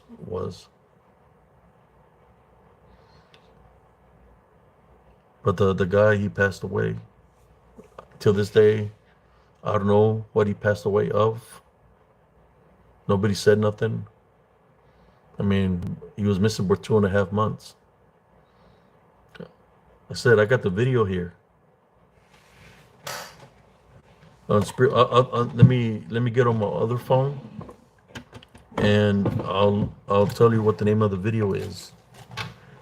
So let me see if I can find it, so y'all can check it out if you want to. After do this live, just put on the headphones, raise it up as high as you can, because you might hear noises. You might hear growlings. You might hear somebody speaking in a different language in this video. I'm turning on my other phone so I can tell you what the name of the video is, brothers and sisters. I just want to say thank y'all for tuning in tonight. We've been going on for 3 hours. Been doing pretty good tonight. Yeah, I was sad, but I was sad that the person wasn't amongst us anymore. But I believe I was meant to go there so the body can be recovered, so it can be placed in holy ground, so the person could rest. Like a month or 2 months, like a month before, uh, I remember I was walking the path, and I heard somebody say, "Help me," and it sounded like a man's voice say, "Help me." And I believe that he might have already been gone by then. But that's what I heard. Somebody say, "Help me." A voice of a man said, "Help me." But there was nobody there. I believe it might have been his spirit.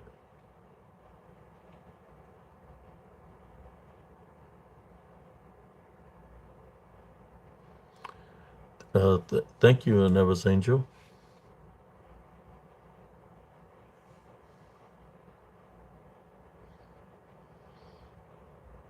Okay, I'm gonna go to see if I can find it on the YouTube channel, and I'm gonna tell you the name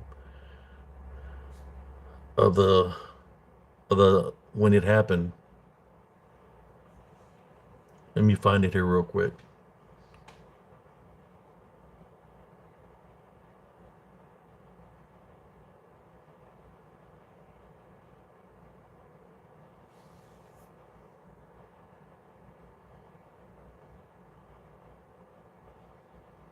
I got so many of them.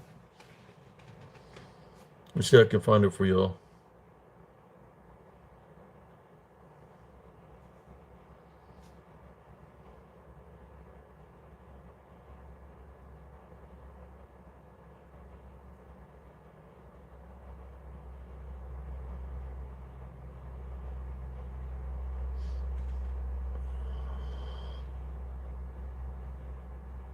Yeah, I have so many videos that uh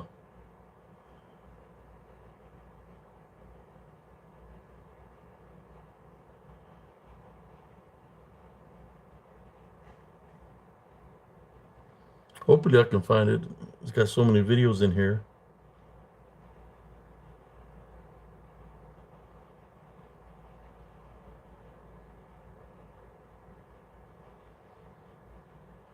Okay.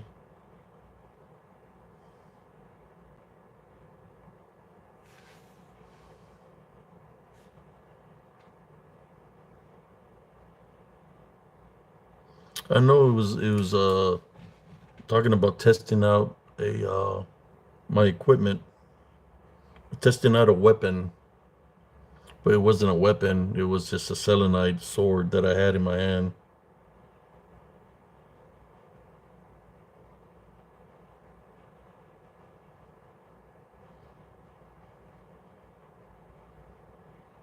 Okay, I'm looking. So hopefully it'll pop up.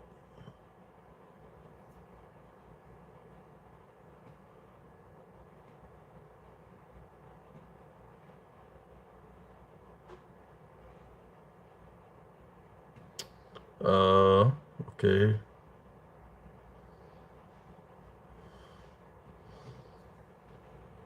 What I'll do is I'll try to download the. Let me see.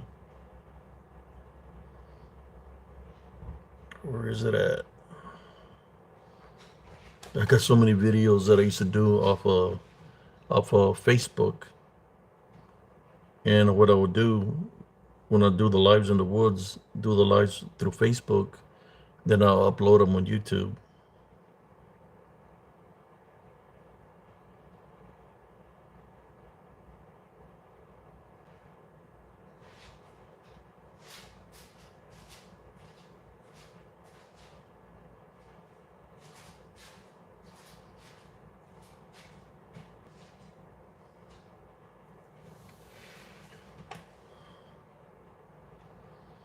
If you wanna,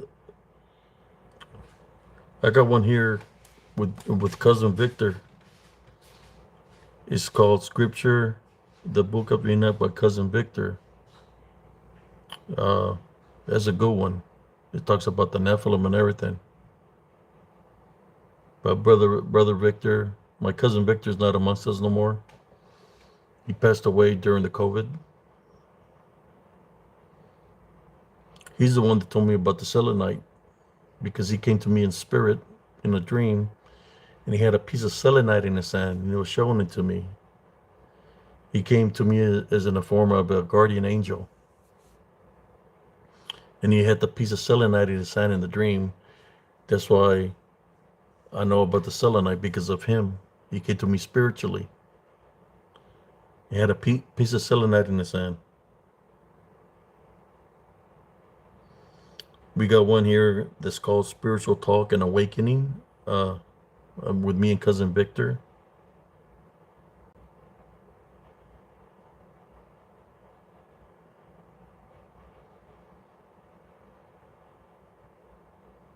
I'm trying to get to the one, if I can find it. I went all the way down there to the beginning. I used to have a lot more videos.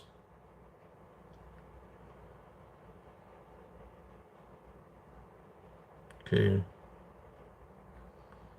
Okay, I'm still looking, brother and sisters.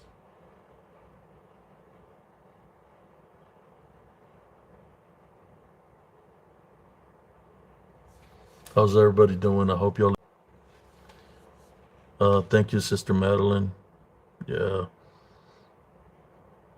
There's my cousin Victor. He is from from Oklahoma. He was from Colorado.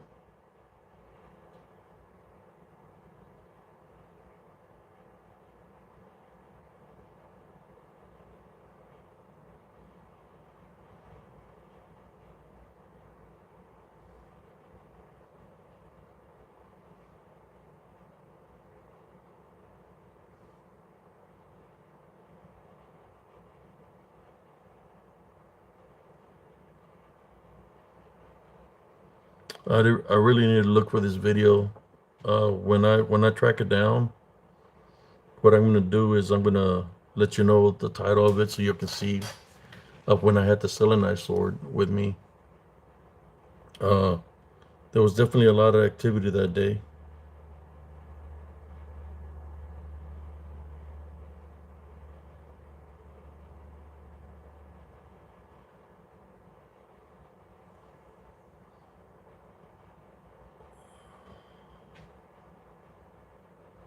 Yes, so many videos that I will have to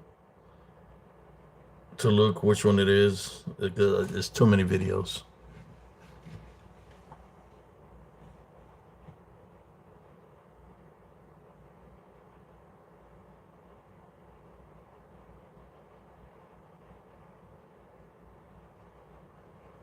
It's it's a little episode of one of the videos.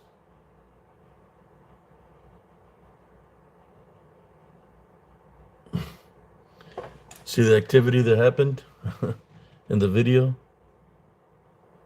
It was an interference. It's one of the just a video of the activity that happens there. Interference, magnetic interference.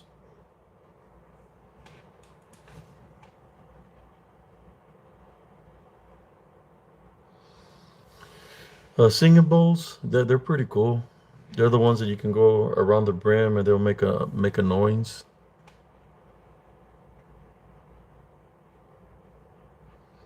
Yes, I will. You remember that video, Assistant Elder Attorney, when I have the little sword in my hand? But that's all what's left of it, and it didn't break out there. It broke in my house. When I was putting it up, it was like something hit it and it broke.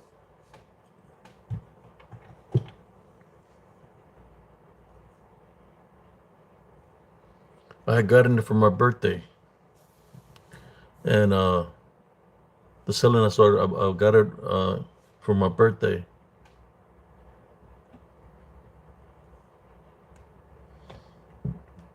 But when I do find it, I will let y'all know. Yeah, like in my home outside, I got wind chimes. I got a wind chime that's got a wolf on it, which is native.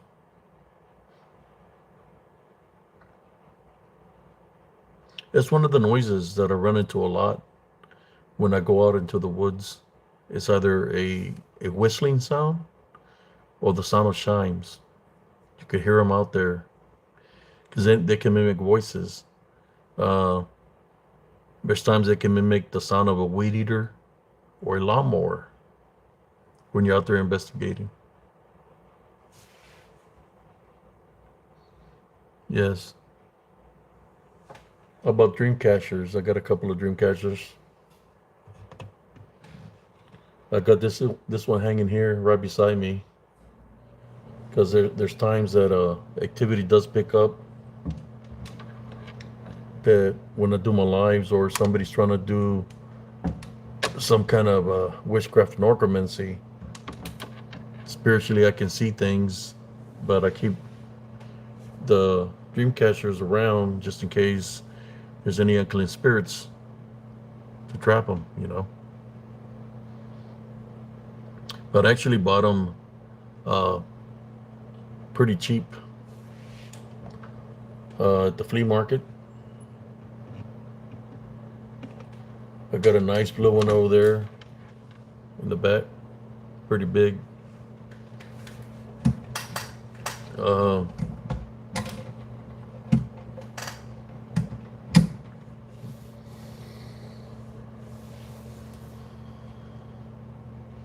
yeah, I got a nice big one over there. Let me see if I can shine it with a light.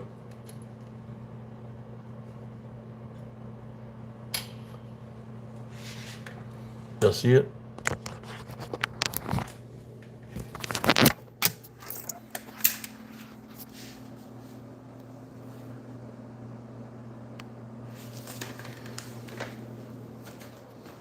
Let me see if I can flip the camera around. Nope, it won't let me flip it around.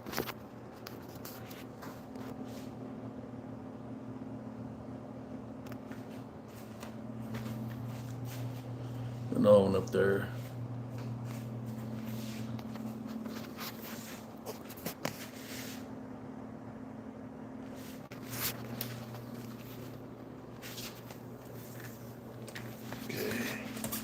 Oh, he did flip it around. Oops. He did flip it around? There we go.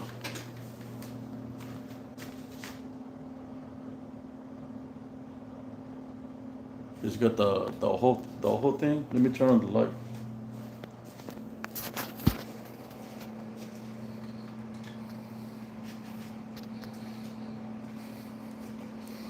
So we got Godzilla and King Kong.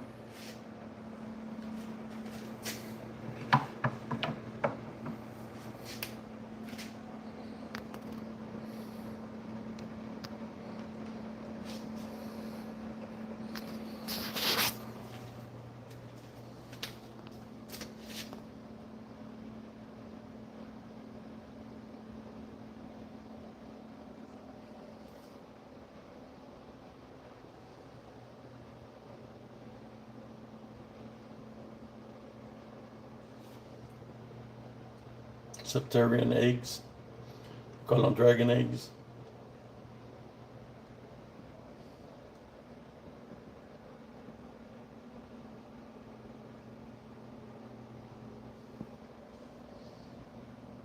Oh, those glow in the dark right here. This section, they glow in the dark. Another dream catcher right there.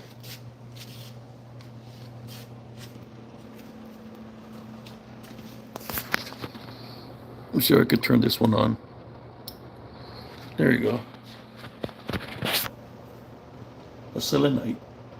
Brother Joe hopes he's got them on sale sometimes for like $20-$25. Selenite tower, pretty big.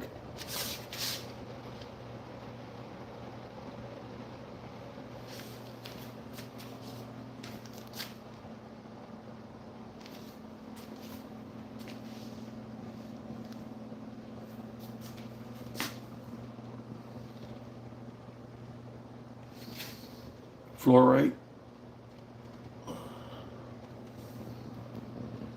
All kinds of minnows here.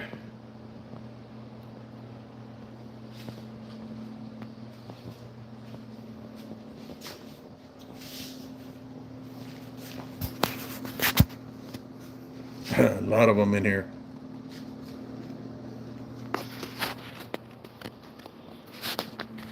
I'll try to show them off one day during the day, so y'all can see them better.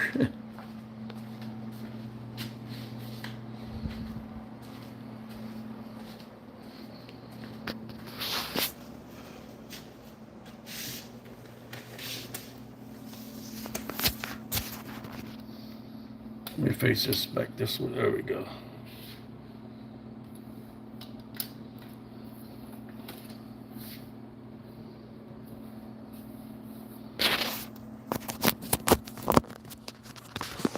I do have a big collection, worth quite a bit of money. Mucho dinero.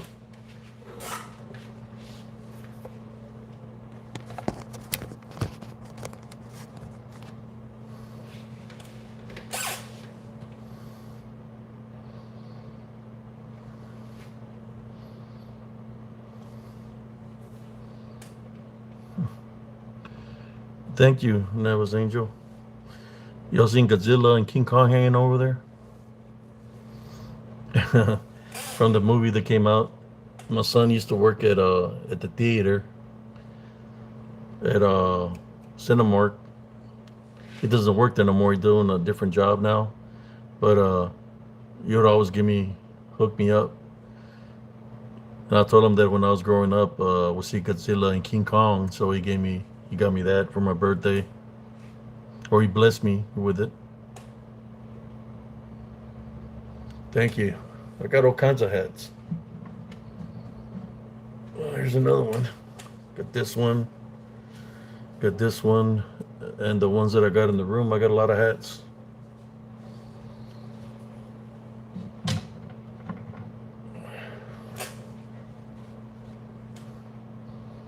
But I hope you'll enjoy the live feed. We've been going on for 4 hours, brothers and sisters, believe it or not. Luckily, started live early.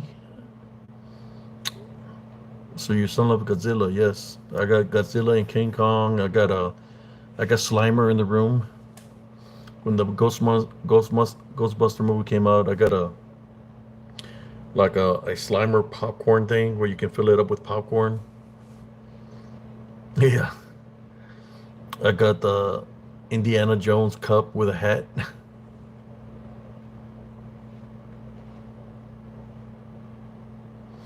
Yeah, that's why I grew up with movies like Godzilla and King Kong when I was in the 70s. But I hope everybody enjoyed tonight's live feed. I don't want to bore y'all anymore. But when I do find the video, what I'll do is, what can I do? I can place it on the groups.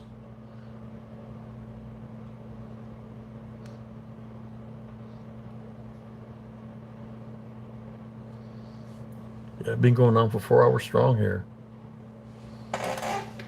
Yeah, and I'm still debating whether I'm gonna do a live on StreamYard or not. I kind of like doing it like this, but I know sometimes people they like to listen to Cousin Jesse, so I'm gonna debate on what I'm gonna do. But for right now, because the way I see it, if anybody wants to target anybody, I don't want to bring no harm or danger to nobody, But the moderators here are doing an excellent job tonight. Anybody coming here disrespectfully, they keep on booting them out, which is awesome. But I got to speak and spend time with my friends and other new people that surfaced up. I just want to say thank you for taking the time to listen to what I have to say. And I really didn't get to talk about too many other things, of we talked about a lot of topics. But yes, I want to say thank you, moderators, for doing an awesome job and keep on putting up these people. And I don't want to keep you too long messed up. But what I do plan to do, again, is try to do lives more often, more early, a little bit more earlier. Go into the nighttime like I did today. That's what I plan to do. If that's what it's meant to be for me to do them this way, I will. Thank you all for tuning in, for the likes, 67 likes. But I'm gonna see how I'm gonna do this. Like this, I think it was pretty interesting today. I want to say thank you to the regulars and to the new people that surfaced up.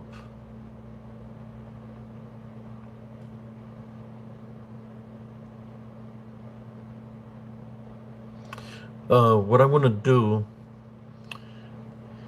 I will find the video, probably take a screenshot out of it and create a short reel with the name of the video after the show. Create a short reel so y'all can see it through the short reel here on TikTok, or maybe just share the video to all the groups that I'm on, so y'all can listen to it, because there's a lot of things that happen in the video. You really have to put on the earbuds or whatever you got that you can listen to good. Pay attention to the video, because it's a lot of activity, a lot of how should I say, unseen activity, disembodied voices, disembodied growls, and a lot of mean things being said to me in that video. And then you know what I'm talking about when you listen to the video. In the video, they even mentioned the name of my sister in one of the videos. In that video, I believe. I'm not sure. Yeah, all I know, there's a lot of activity there.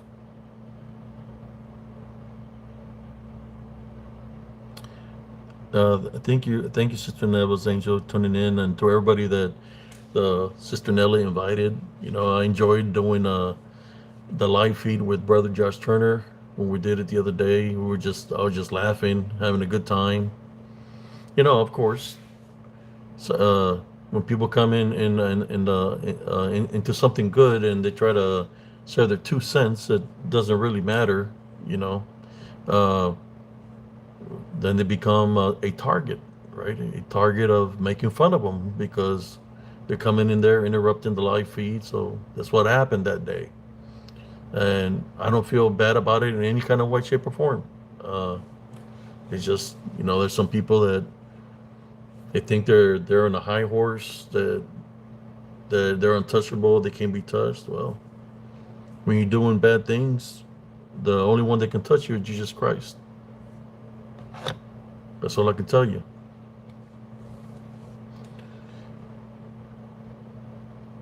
Uh, Also, I want to say uh, RP to the ones that we've lost within the groups. Only God knows why.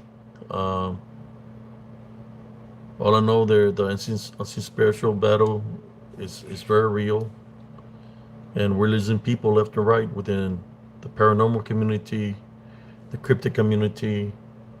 You know, there's a lot of things that are at play when it comes down to the balance. That's why it's important to maintain your love foundation also, always. In saying that, brothers and sisters, love, light, and blessings to every single one of y'all. Thank you, moderators. God bless y'all, and y'all have a beautiful, blessed evening. Here from Spiritual Encrypted Encounters, Sister Madeline, Sister Nellie Turner, Brother Josh Turner, Cousin Jesus Carvajal, Sister Nava, and everybody, Brother Runner. Thank y'all. Thank y'all for tuning in. God bless y'all, and you have a beautiful, blessed evening. Peace out, everybody.